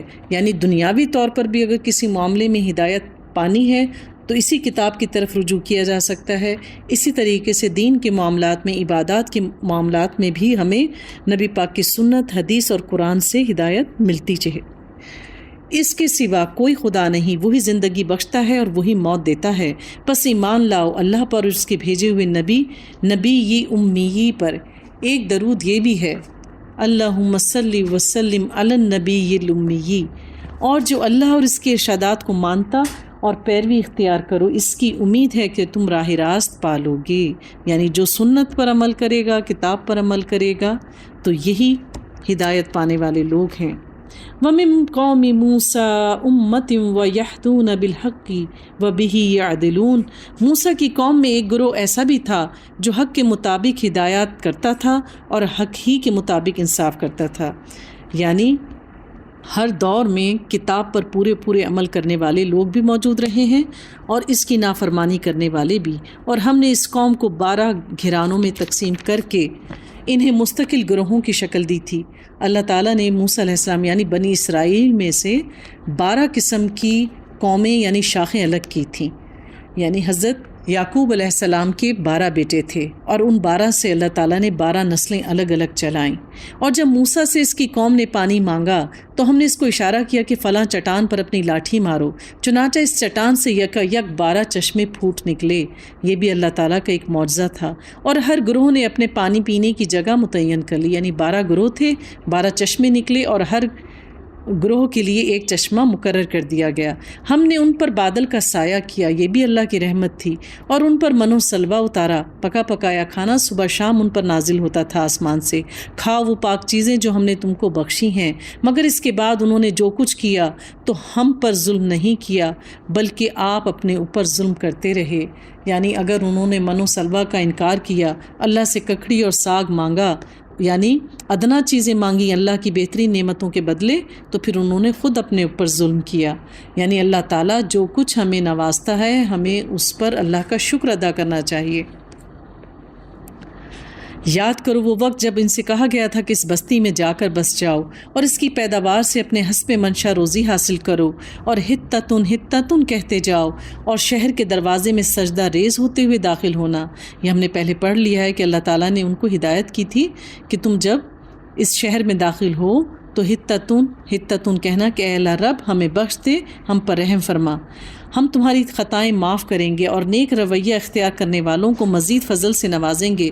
مگر جو لوگ ان میں سے ظالم تھے، یعنی جن کی فطرت میں ہی اللہ کی نافرمانی کرنا تھا، انہوں نے اس بات کو جو ان سے کہی گئی تھی کہ ہتتن کہنا، اس لفظ کو بدل ڈالا، اور انہوں نے کیا کہا تھا کہ ہتتن کو کیا کہہ دیا، ہنتتن، یعنی اے اللہ ہمیں گندم دے، یعنی معافی مانگنے کی بجائے اللہ سے اناج مانگا، اور نتیجہ یہ ہوا کہ ہم نے ان کے ظلم کی پاداش میں ان پر آسمان سے عذاب بھیجا۔ وَاسْأَلْهُمْ عَنِ الْقَرْيَةِ الَّتِي كَانَتْ حَاضِرَةَ الْبَحْرِ، اور ذرا اس سے اس بستی کا حال پوچھو جو سمندر کے کنارے واقع تھی۔ کون لوگ واقع تھے؟ سبت والے لوگ۔ انہیں یاد دلاؤ وہ واقعہ کہ وہاں کے لوگ سبت یعنی ہفتے کے دن احکام الہی کی خلاف ورزی کرتے تھے، اور یہ کہ مچھلیاں سبت ہی کے دن ابھر کر اس سطح پر ان کے سامنے آتی تھیں، یہ ہم پہلے پڑھ چکے ہیں، اور سبت کے سوا باقی دنوں میں نہیں آتی تھیں۔ یعنی ان لوگوں کو آزمایا گیا تھا کہ ان کو ہفتے کے دن مچھلیاں پکڑنے سے منع کیا گیا تھا، اور اسی دن اللہ تعالیٰ ان کو آزمانے کے لیے سمندر میں سب سے زیادہ مچھلیاں بھیج دیا کرتے تھے۔ یہ اس لیے ہوتا تھا کہ ہم ان کی نافرمانیوں کی وجہ سے ان کو آزمائش میں ڈال رہے تھے، اور انہیں یہ بھی یاد دلاؤ کہ جب ان میں سے ایک گروہ نے دوسرے گروہ سے کہا تھا کہ تم ایسے لوگوں کو کیوں نصیحت کرتے ہو جنہیں اللہ ہلاک کرنے والا یا سخت سزا دینے والا ہے۔ دیکھیں، کبھی دنیا میں ایسی بھی آزمائش آتی ہے کہ کوئی شخص ایمان پر جم جائے اور وہ اللہ سے وعدہ کرے کہ اللہ تعالیٰ میں تیری نافرمانی نہیں کروں گا۔ پھر ایسا ہوتا ہے کہ اس پر دنیاوی طور پر اللہ تعالیٰ کوئی ایسی مصیبت بھیج دیتا ہے کہ اس کو مال کی بہت زیادہ ضرورت ہوتی ہے، اور وہ کسی ایسے محکمے میں ہو جہاں لوگ اس کو کوئی کام کرنے پر بڑی بڑی رشوتیں آفر کریں، تو ایسے میں انسان کا ایمان آسانی سے متزلزل ہو سکتا ہے، الا یہ کہ اللہ کی مدد ہو اور وہ تقوی پر جمع رہے۔ تو جیسا ماحول ہوتا ہے، جیسی اللہ تعالیٰ نے انسان کو نعمت دی ہوئی ہوتی ہے اس دنیا میں، اللہ انہی نعمتوں کے ذریعے جو ہے انسان کے ایمان کو آزمائش میں ڈالتا ہے۔ یعنی کبھی اللہ تعالیٰ ہمیں اولاد کے ذریعے آزماتا ہے، کبھی ہمیں مال و اسباب کے ذریعے آزماتا ہے، کبھی ہمارے اسٹیٹس کے ذریعے آزماتا ہے۔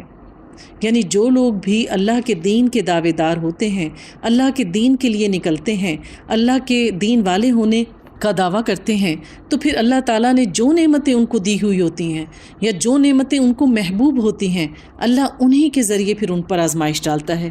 یہی اللہ کی سنت ہے۔ تو انہوں نے جواب دیا تھا کہ ہم یہ سب کچھ تمہارے رب کے حضور اپنی معذرت پیش کرنے کے لیے تیار کرتے ہیں، اور اس امید پر کرتے ہیں کہ شاید یہ لوگ اس کی نافرمانی سے پرہیز کرنے لگے۔ آخرکار جب وہ ان ہدایات کو بالکل ہی فراموش کر گئے جو انہیں یاد کرائی گئی تھیں، تو ہم نے ان لوگوں کو بچا لیا جو برائی سے روکتے تھے۔ یعنی اللہ تعالیٰ ہمیشہ سے ان لوگوں کو اس بستی سے نکال دیتے ہیں جو اس دوران اللہ تعالیٰ کے احکامات پر عمل کرتے ہیں، اور عذاب کے مستحق وہی لوگ ٹھہرتے ہیں جو سراسر نافرمانی کر رہے ہوتے ہیں، اور باقی سب لوگوں کو جو ظالم تھے ان کی نافرمانیوں پر سخت عذاب میں پکڑ لیا۔ یعنی ان لوگوں کی شکل بندر جیسی ہو گئی جنہوں نے نافرمانی کی تھی، لیکن جو لوگ ان کو روک رہے تھے اور خود اس کام میں ملوث نہیں تھے، اللہ تعالیٰ نے ان سب کو اس عذاب سے بچا لیا۔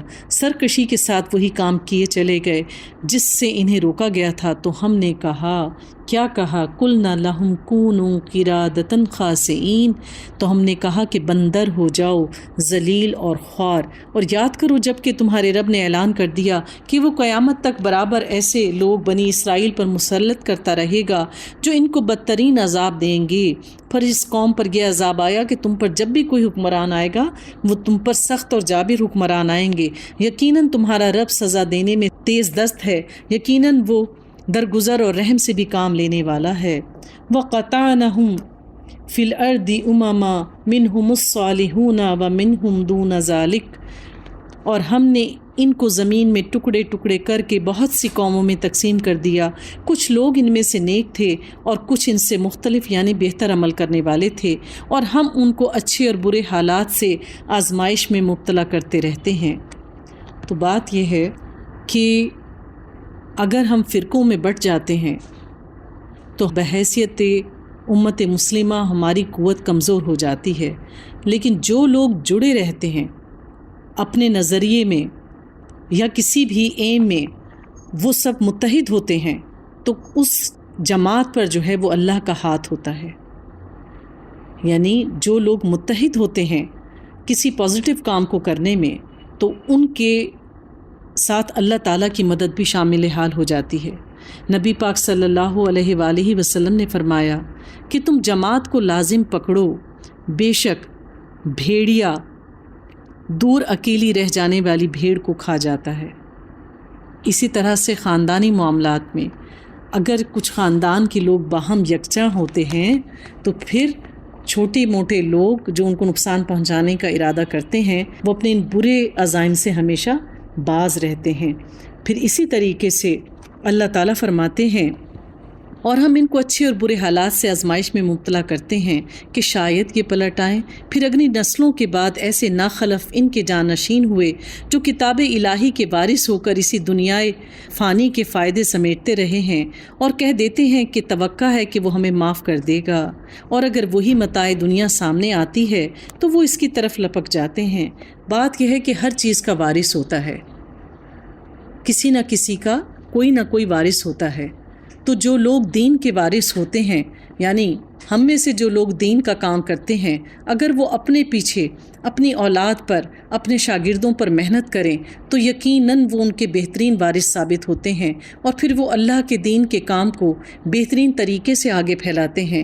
اسی طریقے سے وہ لوگ جو کاروباری ہیں اور اپنے کاروبار چلاتے ہیں اس دنیا میں کامیابی کے ساتھ، اسی طریقے سے اگر وہ اپنی اولاد کو اس کاروبار کے صحیح داؤ پیچ سکھاتے ہیں تو پھر ان کی بھی بعد کی نسلیں ان کے کاروبار کو مزید پھیلاتی ہیں۔ بات یہ ہے کہ آپ نے اپنے پیچھے کیسا وارث چھوڑا، آپ جیسے وارث چھوڑیں گے وہ آپ کے کام کو ویسا ہی لے کر چلیں گے۔ اللہ تعالی ہماری نسلوں میں سے، ہماری اولادوں میں سے دین کے بہترین وارث پیدا کرے جو اس کتاب کا نام آگے تک چلاتے رہیں، اس پر عمل کریں اور اپنے عمل کے ذریعے لوگوں کو دین اسلام میں داخل ہونے کی تبلیغ دیں اور دعوت دیں۔ کیا ان سے کتاب کا عہد نہیں لیا جا چکا کہ اللہ کے نام پر وہی بات کہیں جو حق ہو، اور یہ خود پڑھ چکے ہیں جو کتاب میں لکھا ہے، آخرت کی قیام گاہ تو خدا ترس لوگوں کے لیے ہی بہتر ہے۔ کیا تم اتنی سی بات نہیں سمجھتے؟ جو لوگ کتاب کی پابندی کرتے ہیں اور جنہوں نے نماز قائم کر رکھی ہے، یقیناً ایسے نیک کردار لوگوں کا اجر ہم ضائع نہیں کریں گے۔ یعنی جو لوگ قرآن پر عمل کرنے والے ہیں اور جو اپنے نماز کو وقت پر ادا کرتے ہیں، اللہ تعالیٰ ان کا وہ بہترین اجر دے گا۔ تو نبی پاک صلی اللہ علیہ وآلہ وسلم نے فرمایا کہ بہترین نماز وہ ہے جو اول وقت میں ادا کی جائے۔ تو ہمیں چاہیے ہے کہ ہم میں سے جو لوگ بھی نماز پڑھتے ہیں، جن کو بھی اللہ نے توفیق دی ہے، ہمیں چاہیے کہ ہم نماز کو زیادہ دیر سے نہ پڑھیں۔ بہترین نماز وہ ہے جو اس کے اول وقت میں ادا کی جائے اور سنت کے مطابق ادا کی جائے۔ اللہ کے نزدیک وہی عمل مقبول ہے جو خالص اللہ کے لیے کیا جائے اور سنت کے مطابق کیا جائے۔ وَإِذْ نَتَقْنَا الْجَبَلَ فَوْقَهُمْ كَأَنَّهُ ظُلَّةٌ وَظَنُّوا أَنَّهُ وَاقِعٌ بِهِ۔ انہیں وہ وقت کچھ یاد ہے کہ جب ہم نے پہاڑ کو ہلا کر ان پر اس طرح چھا دیا تھا، یعنی کوہ طور کے پہاڑ کو اٹھا کر ان کے سر کے اوپر مسلط کر دیا تھا کہ گویا وہ چھتری ہے، اور یہ گمان کر رہے تھے کہ وہ ان پر آ پڑے گا۔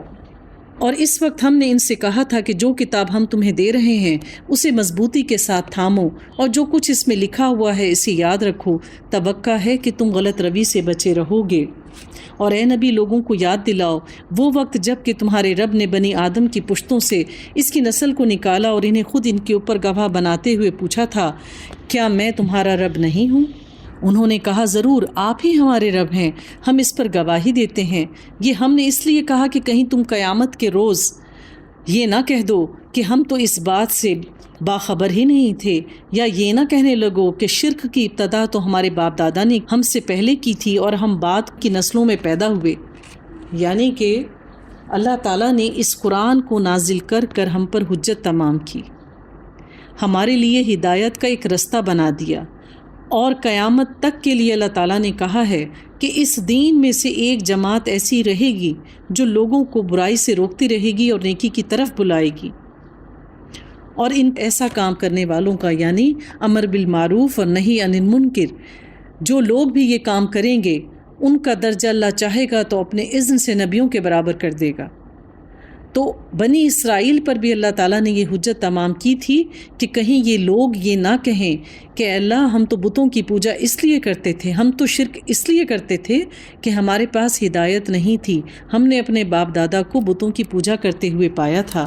اور اے نبی، ان کے سامنے اس شخص کا حال بیان کرو جس کو ہم نے اپنی آیات کا علم عطا کیا تھا مگر وہ ان کی پابندی سے نکل بھاگا، آخر کار شیطان اس کے پیچھے پڑ گیا، فَكَانَ مِنَ الْغَاوِينَ، یہاں تک کہ وہ بھٹکنے والوں میں شامل ہو گیا۔ تو بات یہ ہے کہ نیکی انسان کے دل پر ایک بار دستک دیتی ہے، اور شیطان اپنے لشکر کے ساتھ اس وقت تک انسان کو گمراہ کرنے کی کوشش کرتا رہتا ہے جب تک انسان اٹھ کر خود اس کے پیچھے نہ چل پڑے۔ اگر ہم چاہتے تو اسے ان آیتوں کے ذریعے سے بلندی عطا کرتے، مگر وہ تو زمین ہی کی طرف جھک کے رہ گیا۔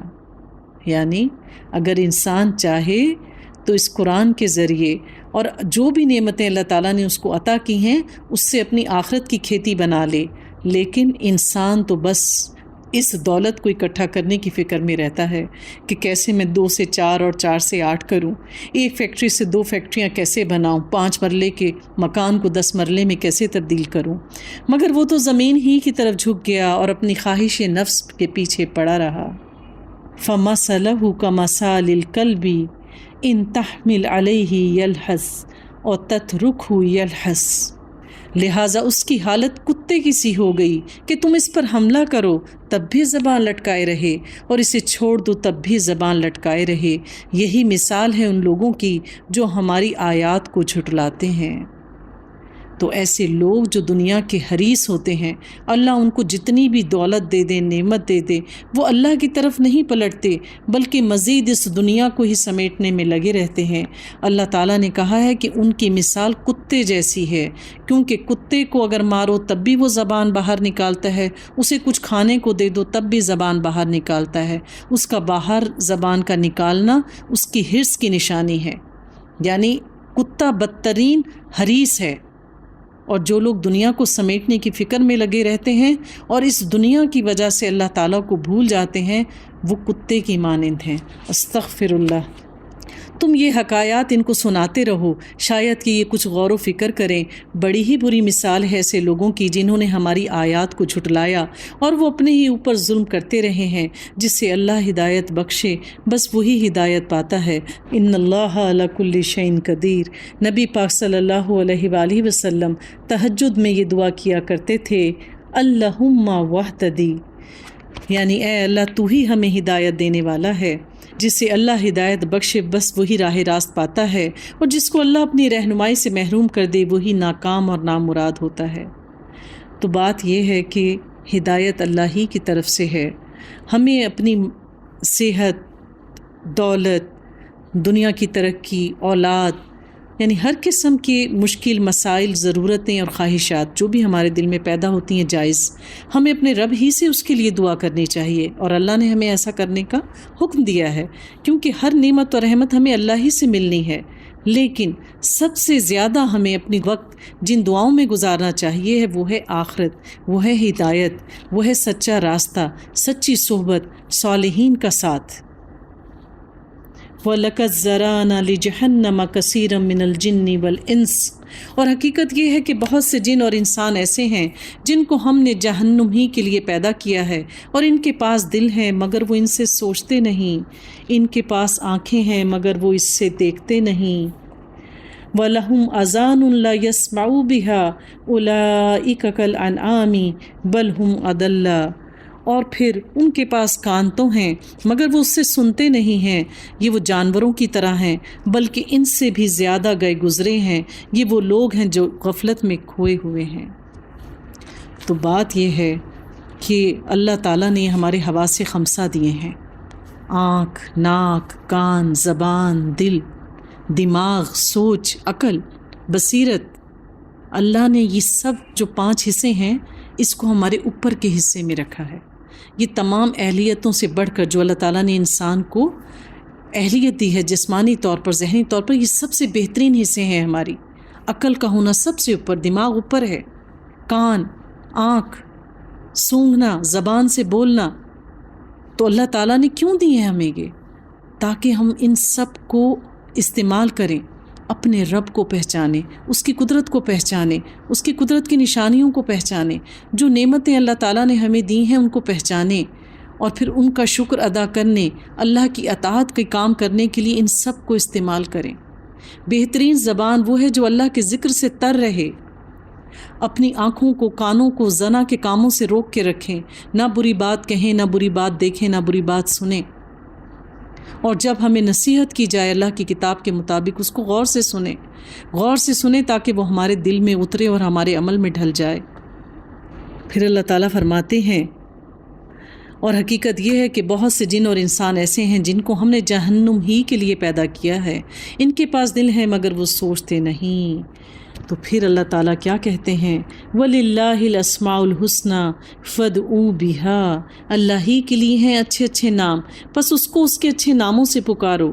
ایک اور نصیحت اللہ کی کہ اللہ تعالیٰ نے اپنے 99 نام ہیں جن کو ہمارے لیے کھول دیا۔ اللہ کے اور کتنے نام ہیں ہم نہیں جانتے، ہمارے پاس اتنا ہی علم آتا ہے جتنا اللہ نے ہمیں پہنچا دیا، ہم پورا علم نہیں رکھتے۔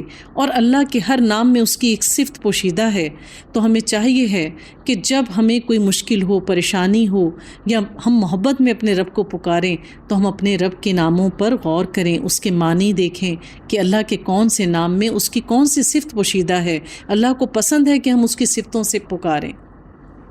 اللہ تعالیٰ فرماتے ہیں جب میرا بندہ یہ کہتا ہے یا حیّ یا قیوم برحمتک استغیث یا ذوالجلال والاکرام، یہ میرے نام لے کے پکارتا ہے اور اپنا ہاتھ دعا کے لیے اٹھاتا ہے، تو اے میرے بندوں مجھے شرم آتی ہے، مجھے حیا آتی ہے کہ میں اپنے اس بندے کی دعا کو قبول نہ کروں۔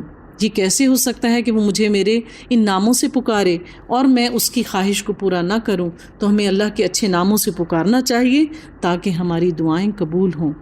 اور ان لوگوں کو چھوڑو جو اس کے نام رکھنے میں راستے سے منحرف ہو جاتے ہیں اور جو کچھ وہ کرتے ہیں اس کا بدلہ پا کر رہیں گے۔ ہماری مخلوق میں ایک گروہ ایسا بھی ہے جو ٹھیک حق کے مطابق ہدایت اور حق کے مطابق انصاف کرتا ہے۔ رہے وہ لوگ جنہوں نے ہماری آیات کو جھٹلا دیا تو انہیں ہم بتدریج ایسے طریقے سے تباہی کی طرف لے جائیں گے کہ انہیں خبر تک نہ ہوگی۔ وَأُمْلِي لَهُمْ، مگر میں ان کو ڈھیل دے رہا ہوں۔ بعض یہ ہے کہ اللہ تعالیٰ جو لوگ دنیا کی رغبت رکھتے ہیں ان کو دنیاوی طور پر اس قدر ترقی دے دیتے ہیں کہ پھر وہ اس میں اتنے مشغول ہو جاتے ہیں، ان کے سفر، ان کی میٹنگز، ان کے پہناوے، ان کے اڑھاوے، ان کی بڑی بڑی دعوتیں، گیٹ ٹوگیدرز، یہ چیزیں ان کو اللہ کے دین سے دور کرتی جاتی ہیں۔ اور پھر آہستہ آہستہ اللہ تعالیٰ انہی دنیاوی نعمتوں کا دائرہ وسیع کر کے ایک دم سے ان کی رسی کو کھینچ لیتا ہے کہ انہیں خبر تک نہیں ہوگی، میری چال کا کوئی توڑ نہیں۔ اور کیا ان لوگوں نے کبھی یہ سوچا نہیں کہ ان کے رفیق پر جنون کا کوئی اثر تو نہیں؟ وہ تو ایک خبردار کرنے والا ہے جو برا انجام سامنے آنے سے پہلے صاف صاف متنبع کر رہا ہے۔ مشرکین مکہ نبی پاک صلی اللہ علیہ وآلہ وسلم جب انہیں کہتے تھے کہ مجھ پر وحی نازل ہوئی ہے تو وہ کہتے تھے کہ نہیں، یہ جو کچھ کہتے ہیں یہ تو ان پڑھ ہیں، جاہل ہیں، انہیں تو کچھ علم ہی نہیں، نعوذ باللہ ان پر تو جنوں کا دورہ پڑتا ہے، ان پہ کچھ اثرات ہیں، جن ان پر چھا گئے ہیں۔ کیا ان لوگوں نے آسمان و زمین کے انتظام پر کبھی غور نہیں کیا اور کسی چیز کو بھی جو خدا نے پیدا کی ہے آنکھیں کھول کر نہیں دیکھا؟ اور کیا یہ بھی انہوں نے نہیں سوچا کہ شاید ان کی مہلت زندگی پورے ہونے کا وقت آ گیا؟ پھر آخر پیغمبر کی اس تنبیہ کے بعد اور کون سی ایسی بات ہو سکتی ہے جس پر وہ ایمان لے کر آئیں؟ وَمَن يُضِلِّ اللَّهُ فَلَا هَادِيَ لَهُ وَيَذَرُهُمْ فِي طُغْيَانِهِمْ يَعْمَهُونَ، تو جس کو اللہ رہنمائی سے محروم کر دے اس کے لیے پھر کوئی رہنما نہیں ہے اور اللہ انہیں ان کی سرکشی میں ہی بھٹکتا ہوا چھوڑ دیتا ہے۔ یسألونک عن الساعۃ ایان مرساها، یہ لوگ تم سے پوچھتے ہیں کہ آخر وہ قیامت کی گھڑی کب نازل ہوگی؟ کہو اس کا علم میرے رب ہی کے پاس ہے، اسے اپنے وقت پر ہی وہ ظاہر کرے گا۔ بات یہ ہے کہ کسی کی بھی موت کا وقت نہ تو کسی کو پتہ ہے، اور وہ سو کالڈ لوگ جو کہ کہتے ہیں ہمیں غیب کا علم ہے، کوئی بھی ایسا عامل بابا جادوگر آپ کو نہیں بتا سکتا کہ آپ کی موت کب آئے گی اور قیامت کب آئے گی۔ سب غیب کے علم اور اس کی کنجیاں اللہ ہی کے پاس ہیں۔ تو جب نبی پاک صلی اللہ علیہ وآلہ وسلم سے مشرکین نے پوچھا کہ یہ قیامت کی گھڑی کب آئے گی تو آپ نے ان سے کہا کہ کیا تم نے اس کی تیاری کر لی ہے؟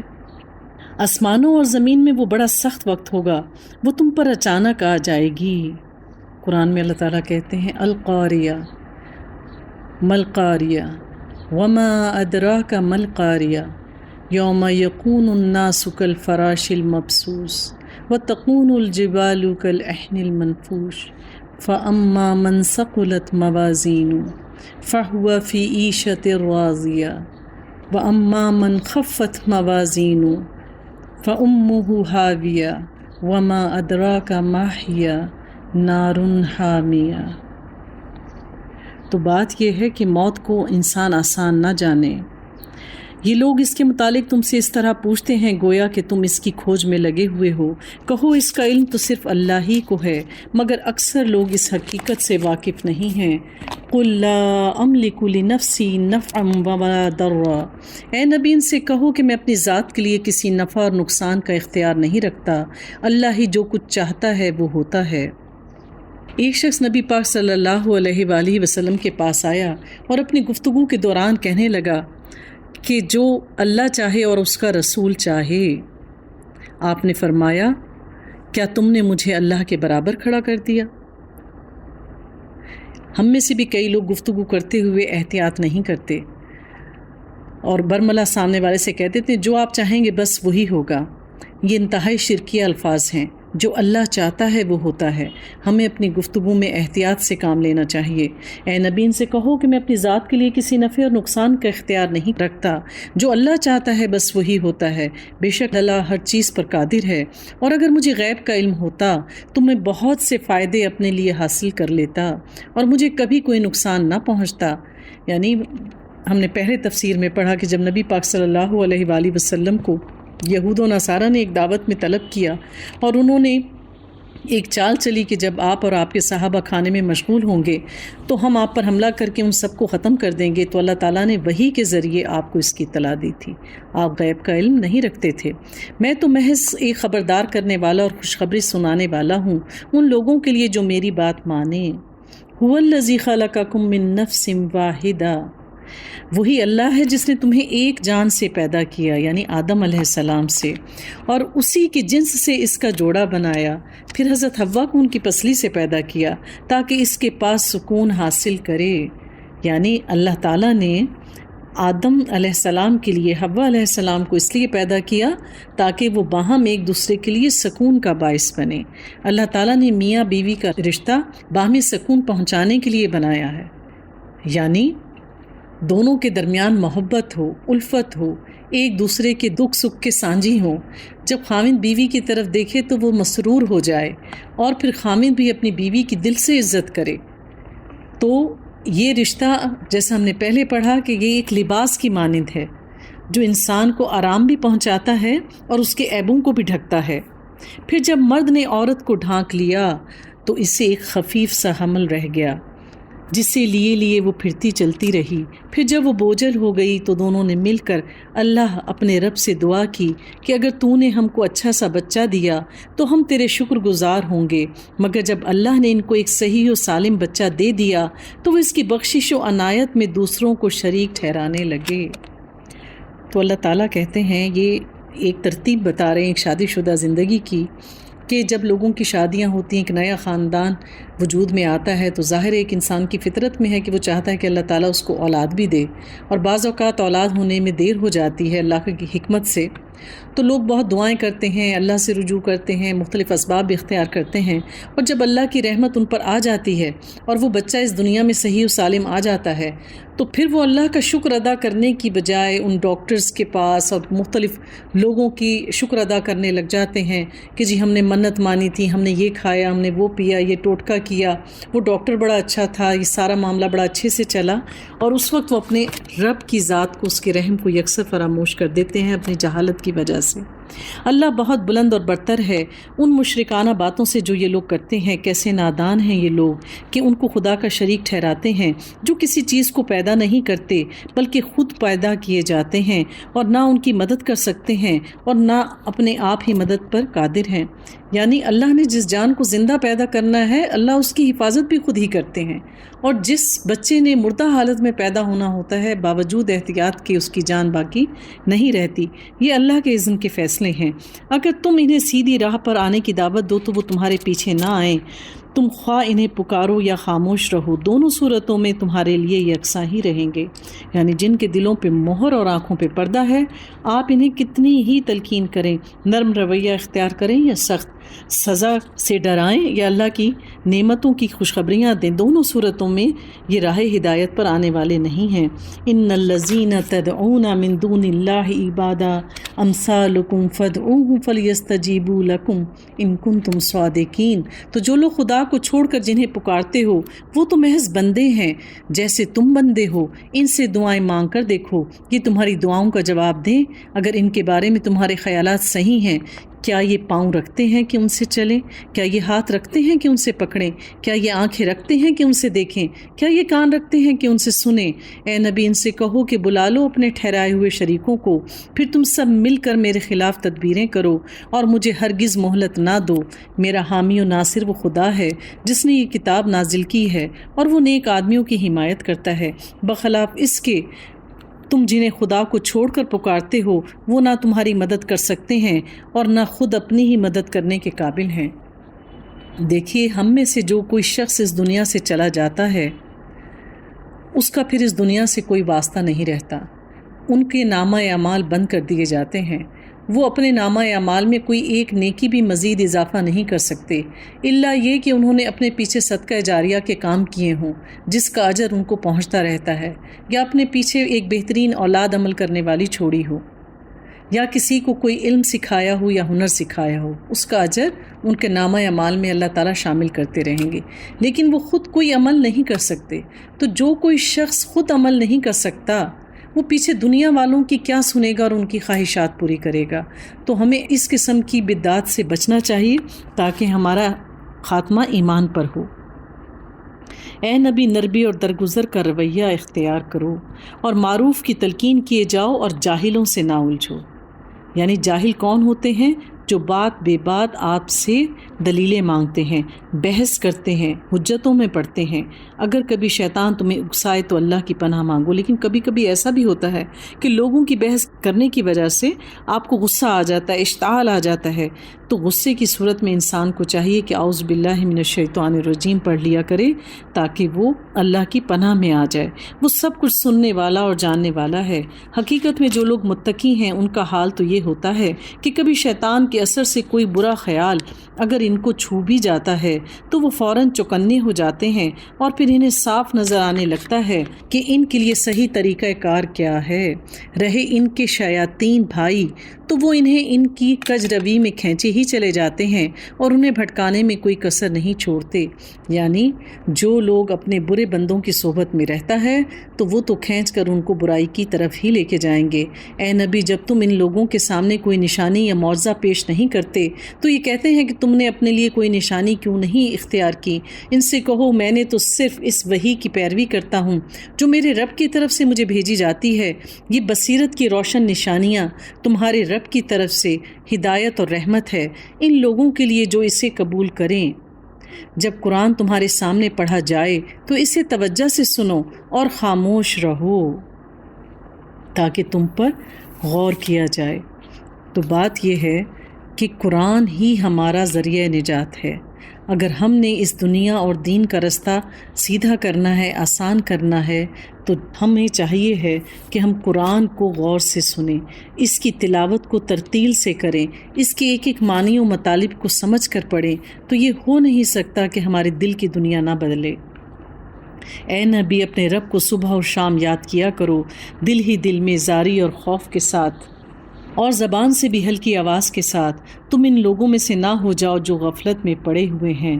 ان الذین عند ربک لا یستکبرون عن عبادتہ ویسبحونہ لہ یسجدون، جو فرشتے تمہارے رب کے حضور تقرب کا مقام رکھتے ہیں، یعنی جو اللہ کے مقرب فرشتے ہیں، وہ کبھی اپنی بڑائی کے گھمنڈ میں آ کر اس کی عبادت سے منہ نہیں موڑتے۔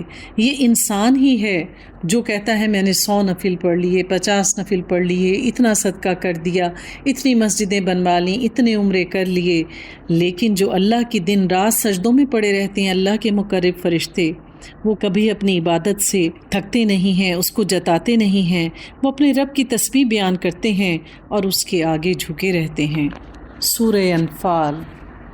أعوذ بالله من الشيطان الرجيم بسم الله الرحمن الرحيم يسألونك عن الأنفال قل الأنفال لله والرسول فاتقوا الله وأصلحوا ذات بينكم وأطيعوا الله ورسوله إن كنتم مؤمنين۔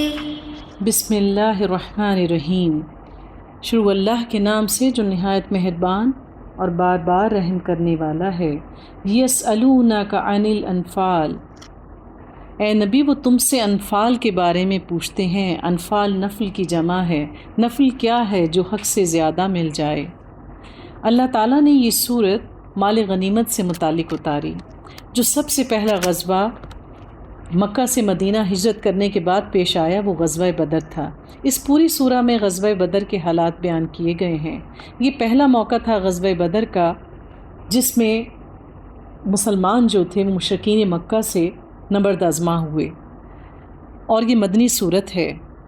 غزوہ بدر میں 313 مسلمان شریک ہوئے اور مشرکین مکہ کی طرف سے 1000 لوگوں کا لشکر تھا، لیکن اللہ تعالیٰ کی مدد سے اللہ تعالیٰ نے غیب سے اپنے فرشتوں کے جوک در جوک لشکر بھیجے اور مسلمانوں کو بہترین فتح نصیب ہوئی اور مشرکین مکہ کے 70 سردار مارے گئے، جس کا ان کو بہت زیادہ غم تھا۔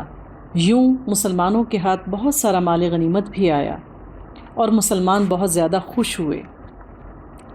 پھر ہوا یوں کہ جب مال غنیمت ڈھیر کیا گیا تو ابن مالک لکھتے ہیں، ان سے روایت ہے کہ سعد بن مالک جو نبی پاک صلی اللہ علیہ وسلم کے قریبی ساتھی تھے، جب مال غنیمت اکٹھا ہوا تو وہ نبی پاک صلی اللہ علیہ وآلہ وسلم کے پاس تشریف فرما تھے۔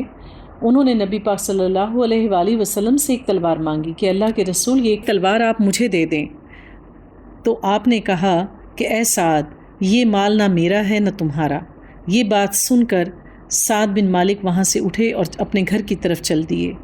رستے میں ان کو خیال آیا کہ کہیں بعد میں مال غنیمت تقسیم ہو اور یہ تلوار کسی ایسے کو مل جائے جو مجھ سے زیادہ اس تلوار کو بہتر طریقے سے استعمال نہ کرے۔ تو آپ یہ سوچ کر واپس مڑے۔ جیسے ہی آپ واپس مڑے تو آپ کو ایک آواز آئی۔ آپ کے دل میں خیال آیا کہ کہیں وحی تو نازل نہیں ہوئی۔ یہ خیال آتے ہی آپ تیزی سے نبی پاک صلی اللہ علیہ وآلہ وسلم کی خدمت میں حاضر ہوئے، تو نبی پاک صلی اللہ علیہ وآلہ وسلم ان کو دیکھ کر مسکرا دیے اور وہ تلوار اٹھا کر آپ کے حوالے کر دی کہ یہ تلوار اب آپ کی ہے کیونکہ اللہ کا حکم آ چکا ہے۔ تو حضرت سعد بن مالک کہتے ہیں کہ سورہ انفال کی یہ آیات جو ہیں یہ میرے بارے میں ہی نازل ہوئیں۔ تم سے انفال کے متعلق سوال پوچھتے ہیں، کہو یہ انفال تو اللہ اور اس کے رسول کی ہیں، بس تم لوگ اللہ سے ڈرو اور اپنے آپس کے تعلقات درست کرو اور اللہ اور اس کے رسول کی اطاعت کرو، ان کنتم مؤمنین، اگر تم مومن ہو۔ انما المؤمنون الذین اذا ذکر اللہ وجلت قلوبہم واذا تلیت علیہم آیاتہ زادتہم ایمانا وعلی ربہم یتوکلون۔ سچے اہل ایمان تو وہ لوگ ہیں جن کے دل اللہ کا ذکر سن کر لرز جاتے ہیں، اور جب اللہ کی آیات ان کے سامنے پڑھی جاتی ہیں تو ان کا ایمان بڑھ جاتا ہے۔ تو بات یہ ہے کہ ہم میں سے جو کوئی قرآن پڑھے اور اس کو خاص طور پر ترجمے سے پڑھے، تفسیر سے پڑھے، اس کی تلاوت پر غور کرے، تو کیا ہمارے دل جب اللہ ڈراتا ہے تو کیا لرز جاتے ہیں؟ ہم اللہ کی پکڑ سے خوف زدہ ہو جاتے ہیں۔ اور پھر جب اللہ تعالیٰ کے احکامات آتے ہیں، اللہ تعالیٰ اپنے نبیوں کے قصے بتاتا ہے، اللہ تعالیٰ اپنی جنتوں کی باتیں بتاتا ہے، تو کیا ہمارے دل میں یہ شوق پیدا ہوتا ہے کہ ہم ان جنتوں میں جائیں؟ یہی ایمان کی نشانی ہے۔ اور وہ اپنے رب پر اعتماد رکھتے ہیں، جو نماز قائم کرتے ہیں اور جو کچھ ہم نے ان کو دیا ہے اس میں سے وہ خرچ کرتے ہیں، ایسے ہی لوگ حقیقی مومن ہیں۔ تو بار بار اس قرآن میں آپ دیکھیں گے کہ نماز اور زکوٰۃ، صدقہ اور خیرات، بھوکے کو کھانا کھلانا، ان نیک اعمال میں ڈٹ جاؤ، ان نیکیوں کو مضبوطی سے تھام لو، ان کے لیے ان کے رب کے پاس بڑے درجے ہیں، قصوروں سے درگزر ہے اور بہترین رزق ہے۔ اس مال غنیمت کے معاملے میں بھی ویسی ہی صورت پیش آ رہی ہے جیسی اس وقت پیش آئی تھی جب تیرا رب تجھے حق کے ساتھ تیرے گھر سے نکال لایا۔ اور مومنوں میں سے ایک گروہ کو یہ ناگوار تھا کہ وہ اس حق کے معاملے میں تجھ سے جھگڑ رہے تھے، حالانکہ وہ صاف صاف نمایاں ہو چکا تھا۔ ان کا حال یہ تھا کہ گویا وہ آنکھوں کو دیکھتے موت کی طرف ہانکے جا رہے ہیں۔ یعنی کہ جب آپ اس جنگ کے لیے جا رہے تھے تو جو لوگ منافق تھے اس وقت وہ مذاق اڑا رہے تھے کہ دیکھو یہ اتنا سا جو لشکر ہے یہ جا رہا ہے اتنے بڑے لشکر سے لڑنے کے لیے، یہ خود اپنی موت کو دعوت دے رہے ہیں۔ یاد کرو وہ موقع جب کہ اللہ تم سے وعدہ کر رہا تھا کہ دونوں گروہوں میں سے ایک تمہیں مل جائے گا۔ تم چاہتے تھے کہ کمزور گروہ تمہیں ملے، مگر اللہ کا ارادہ یہ تھا کہ وہ اپنے ارشادات کے حق کو حق کر دکھائے اور کافروں کی جڑ کاٹ دے تاکہ حق حق ہو کر رہے اور باطل باطل ہو کر رہ جائے، خواہ مجرموں کو یہ کتنا ہی ناگوار گزرے۔ اور جب وہ موقع جب کہ تم اپنے رب سے فریاد کر رہے تھے، جواب میں اس نے فرمایا کہ میں تمہاری مدد کے لیے پے در پے 1000 فرشتے بھیج رہا ہوں۔ تو غزوہ بدر میں اللہ تعالیٰ کے بہترین معجزے نمودار ہوئے۔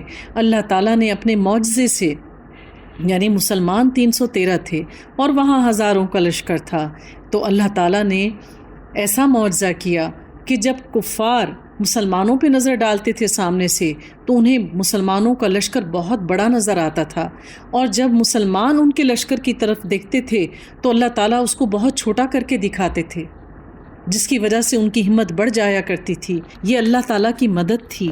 پھر اللہ نے اور کیا کیا، اور وہ موقع جب تم اپنے رب سے فریاد کر رہے تھے، جواب میں اس نے فرمایا کہ میں تمہاری مدد کے لیے پے در پے 1000 فرشتے بھیج رہا ہوں۔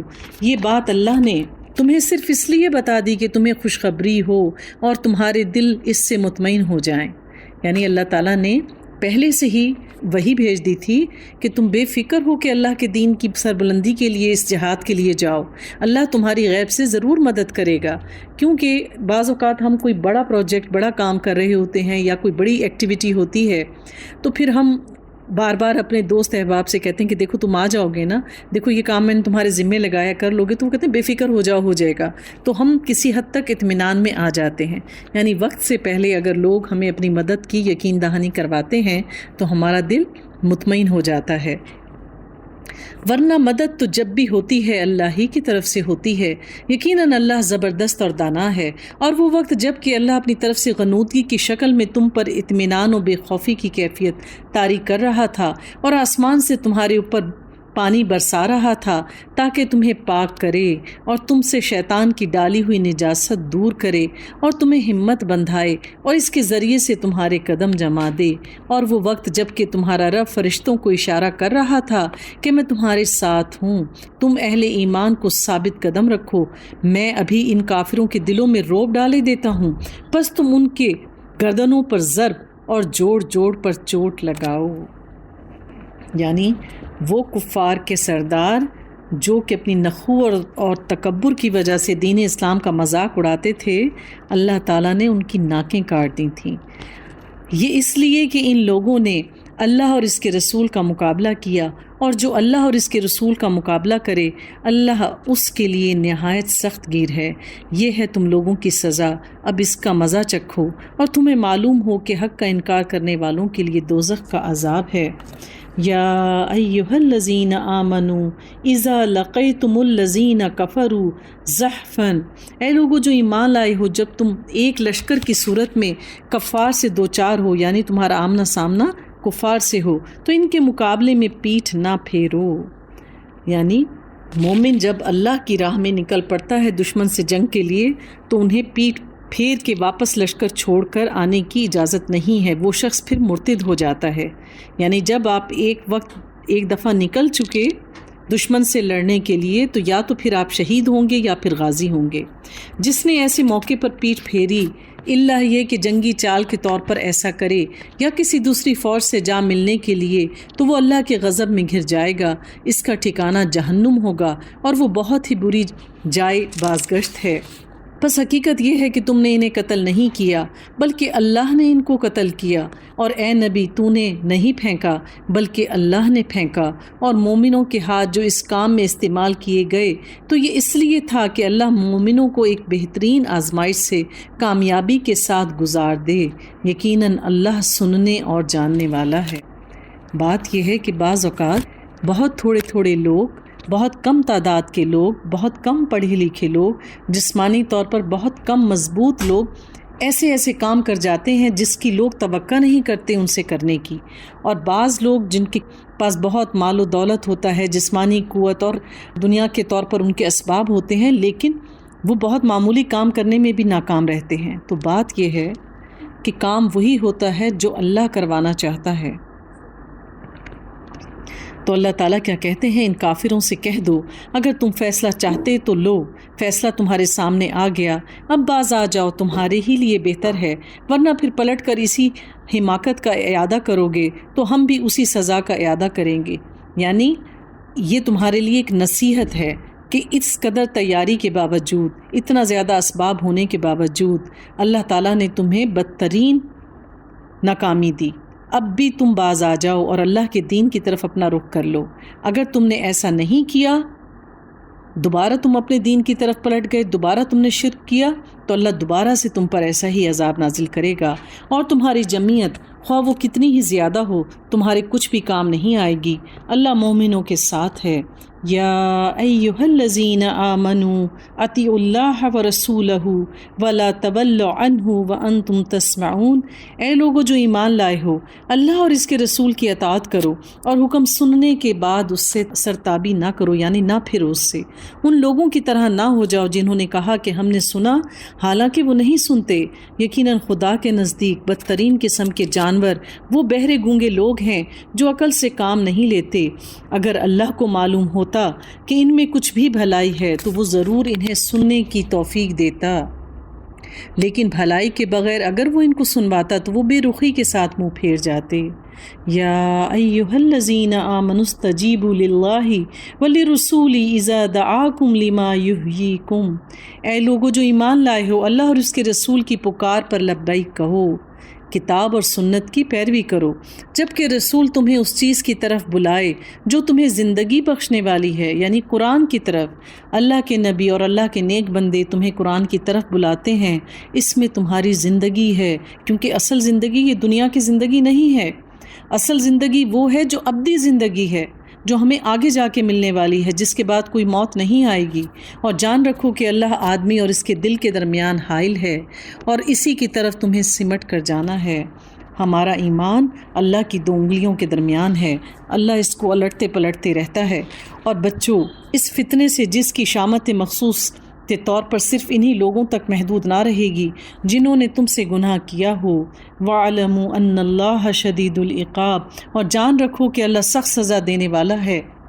یاد کرو وہ وقت جب کہ تم تھوڑے تھے، زمین میں تم کو بے زور سمجھا جاتا تھا، تم ڈرتے رہتے تھے کہ کہیں لوگ تمہیں مٹا نہ دیں، پھر اللہ نے تم کو جائے پناہ مہیا کر دی، اپنی مدد سے تمہارے ہاتھ مضبوط کیے اور تمہیں اچھا رزق پہنچایا، شاید کہ تم شکر گزار بنو۔ یعنی بات یہ ہے کہ جب بھی کوئی اللہ تعالیٰ کی خاطر کوئی قربانی دیتا ہے تو کچھ عرصے اللہ تعالیٰ اس کو آزماتا ہے، لیکن پھر اللہ کی مدد آتی ہے۔ اسی طرح جب مسلمانوں نے بے سر و سامانی کے عالم میں مکہ کو چھوڑا، اپنے پیارے رشتوں کو چھوڑا، مال و اسباب کو چھوڑا، جان کا خطرہ ساتھ لیے مدینہ پہنچے، تو اللہ تعالیٰ نے پہلی مدد تو یہ کی انصار کو ان کا بھائی بنا دیا، اور وہ دور بہت مشکل اور آزمائشوں کا تھا۔ پھر اللہ تعالیٰ نے بدر جیسی فتح نصیب کی، ان کی مدد کی۔ لیکن بات یہ ہے کہ اگر انسان اللہ پر توکل رکھتا ہے اور اپنے سیدھے راستے کو نہیں چھوڑتا، تو پھر اللہ تعالیٰ جو آزمائش اس کے باوجود بھیجتا ہے، یعنی انسان کا عمل درست ہو، نیت درست ہو، وہ اللہ کے دین پر جمع ہوا ہے، لیکن اس کے باوجود اس پر اگر مشکلات آتی ہیں تو ہمارا یہ ایمان ہے کہ مشکلیں صرف ہماری گناہ کی پاداش میں نہیں آتی، بلکہ اللہ تعالیٰ اپنے نیک بندوں پر بار بار مشکلات بھیجتا رہتا ہے، ان کو آزماتا رہتا ہے، تاکہ اگر وہ اس میں صبر کریں گے تو پھر اللہ تعالیٰ جنت کی طرف ان کا ایک درجہ بڑھا دیتا ہے، انہیں انعام دیتا ہے، ان کی پروموشن ہو جاتی ہے۔ جیسے دنیا میں جب ہم ایک پورا کورس کمپلیٹ کر لیتے ہیں تو پھر امتحان ہوتے ہیں، سہ ماہی امتحان، شش ماہی امتحان، پھر سالانہ امتحان، سیمسٹرز ہوتے ہیں۔ اس کے بعد کیا ہوتا ہے؟ بچوں کی پروموشنز ہو جاتی ہے اگلی کلاسوں میں۔ اسی طریقے سے اگر کسی دفتر میں کوئی کام کرتا ہے، اچھا کام کرتا ہے، مستقل اپنا کام کرتا رہتا ہے اور اس کو احسان کے درجے پہ کرتا جاتا ہے تو ایسے لوگوں کی بھی پروموشن ہو جاتی ہے۔ اللہ کی بھی یہی سنت ہے کہ جب کوئی شخص اس درجے کا اہل ہوتا ہے، جنت کے کسی درجے کا، پھر اللہ اس کو آزماتا ہے، وہ اس آزمائش میں صبر سے کام لیتا ہے، ڈٹا رہتا ہے، خود کو اہل ثابت کرتا ہے کہ اللہ میں اس درجے کا اہل ہوں، تو پھر اللہ تعالیٰ اس آزمائش سے گزار کے اس کو اگلے درجے میں منتقل کر دیتا ہے۔ اے لوگو جو ایمان لائے ہو، اگر تم خدا ترسی اختیار کرو گے تو اللہ تمہارے لیے کسوٹی بہم پہنچا دے گا اور تمہاری برائیوں کو تم سے دور کر دے گا اور تمہارا قصور معاف کرے گا۔ اللہ بڑا ہی فضل فرمانے والا ہے۔ وہ وقت بھی یاد کرنے کے قابل ہے جب کہ منکرین حق تیرے خلاف تدبیریں سوچ رہے تھے کہ تجھے قید کر دیں یا قتل کر ڈالیں یا جلا وطن کر دیں۔ وہ اپنی چالیں چل رہے تھے اور اللہ اپنی چالیں چل رہا تھا۔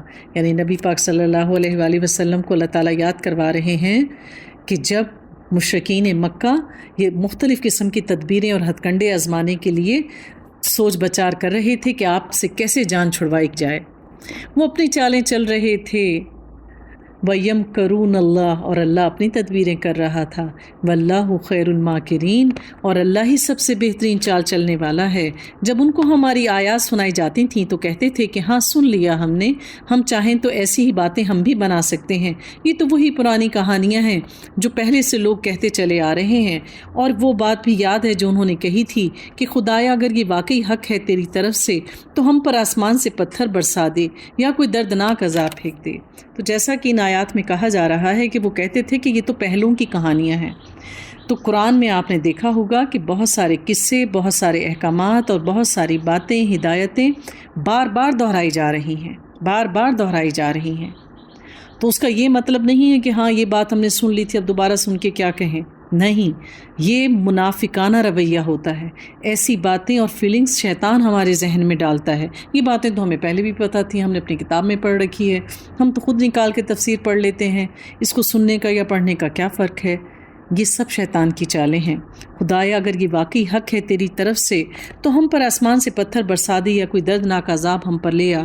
اس وقت تو اللہ ان پر عذاب نازل کرنے والا نہ تھا جب کہ تو آن کے ان کے درمیان موجود تھا۔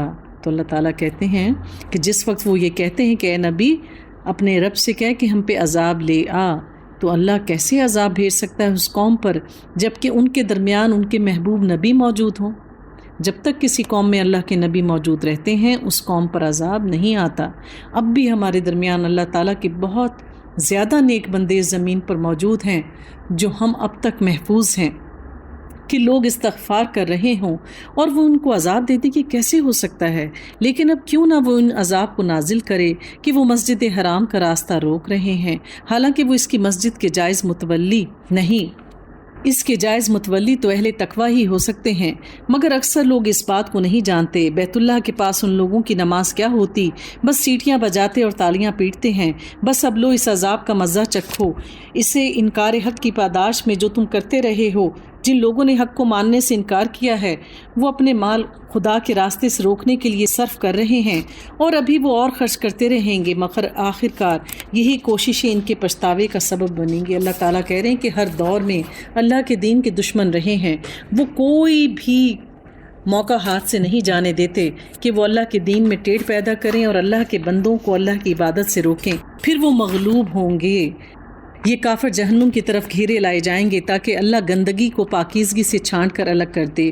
اللہ ہر تھوڑے عرصے کے بعد منافقوں کو الگ کر دیتا ہے اور ایمان والوں کو الگ کر دیتا ہے اور ہر قسم کی گندگی کو ملا کر اکٹھا کرے، پھر اسے پلندے کو جہنم میں جھونک دے۔ یہی لوگ اصل دیوالیہ میں جھونکنے والے ہیں۔ اے نبی ان کافروں سے کہو کہ اگر اب بھی یہ باز آ جائیں تو جو کچھ پہلے ہو چکا اس سے درگزر کر لیا جائے گا، لیکن اگر یہ اسی پچھلی روش کا اعادہ کریں گے یعنی پہلے جیسی ہی راہ اپنائیں گے تو گزشتہ قوموں کے ساتھ جو کچھ ہو چکا وہ سب کو معلوم ہے۔ اے لوگو جو ایمان لائے ہو ان کافروں سے جنگ کرو یہاں تک کہ فتنہ باقی نہ رہے اور دین پورے کا پورا اللہ کے لیے ہو جائے۔ پھر اگر وہ فتنے سے رک جائیں تو ان کے اعمال دیکھنے والا اللہ ہی ہے، اور اگر وہ نہیں مانیں گے تو جان رکھو کہ اللہ تمہارا سرپرست ہے اور وہ بہترین حامی اور مددگار ہے۔ یعنی بات یہ ہے کہ مومنوں کا یہ فرض ہے کہ وہ ہر صورت برے لوگوں کو اچھائی کی ترغیب دیتے رہیں اور برائی سے روکتے رہیں، لیکن اگر وہ ایسا نہیں کریں تو پھر ایک خاص مدت کے بعد ان سے اپنا رستہ الگ کر لو، اور اصل میں ہدایت اللہ دینے والا ہے اور مسلمانوں کا حامی و ناصر تو اللہ ہی ہے۔ آج کی سنت، گھر میں داخل ہونے اور اس سے نکلنے کی سنتیں۔ نبی پاک صلی اللہ علیہ وآلہ وسلم نے فرمایا، امام نووی رحمۃ اللہ عنہ کا کہنا ہے کہ جب کبھی نبی پاک صلی اللہ علیہ وآلہ وسلم گھر میں داخل ہوتے تو بسم اللہ پڑھ کے اور داخل ہوتے اور اپنا دایاں پاؤں اندر رکھتے۔ ہم سب کو بھی اس سنت پر عمل کرنا چاہیے۔ دوسرا یہ کہ جو بھی کوئی شخص اپنے گھر میں داخل ہو تو اس کو چاہیے ہے کہ بہتر یہ ہے کہ وہ اپنے گھر میں داخل ہو کر 2 رکعت نماز ادا کر لے، اس سے شیطان اس کے ساتھ داخل نہیں ہوتا۔ اسی طرح اگر ہم گھر سے باہر جائیں تو ہمیں مسنون دعاؤں کا سہارا لینا چاہیے اور اپنے آپ کو اللہ کی پناہ میں دینا چاہیے اور اس مسنون دعا کو پڑھنا چاہیے، بسم اللہ توکلت علی اللہ لا حول ولا قوۃ الا باللہ العلی العظیم۔ سبحانک اللہم اشہد ان لا الہ الا انت استغفرک واتوب الیک۔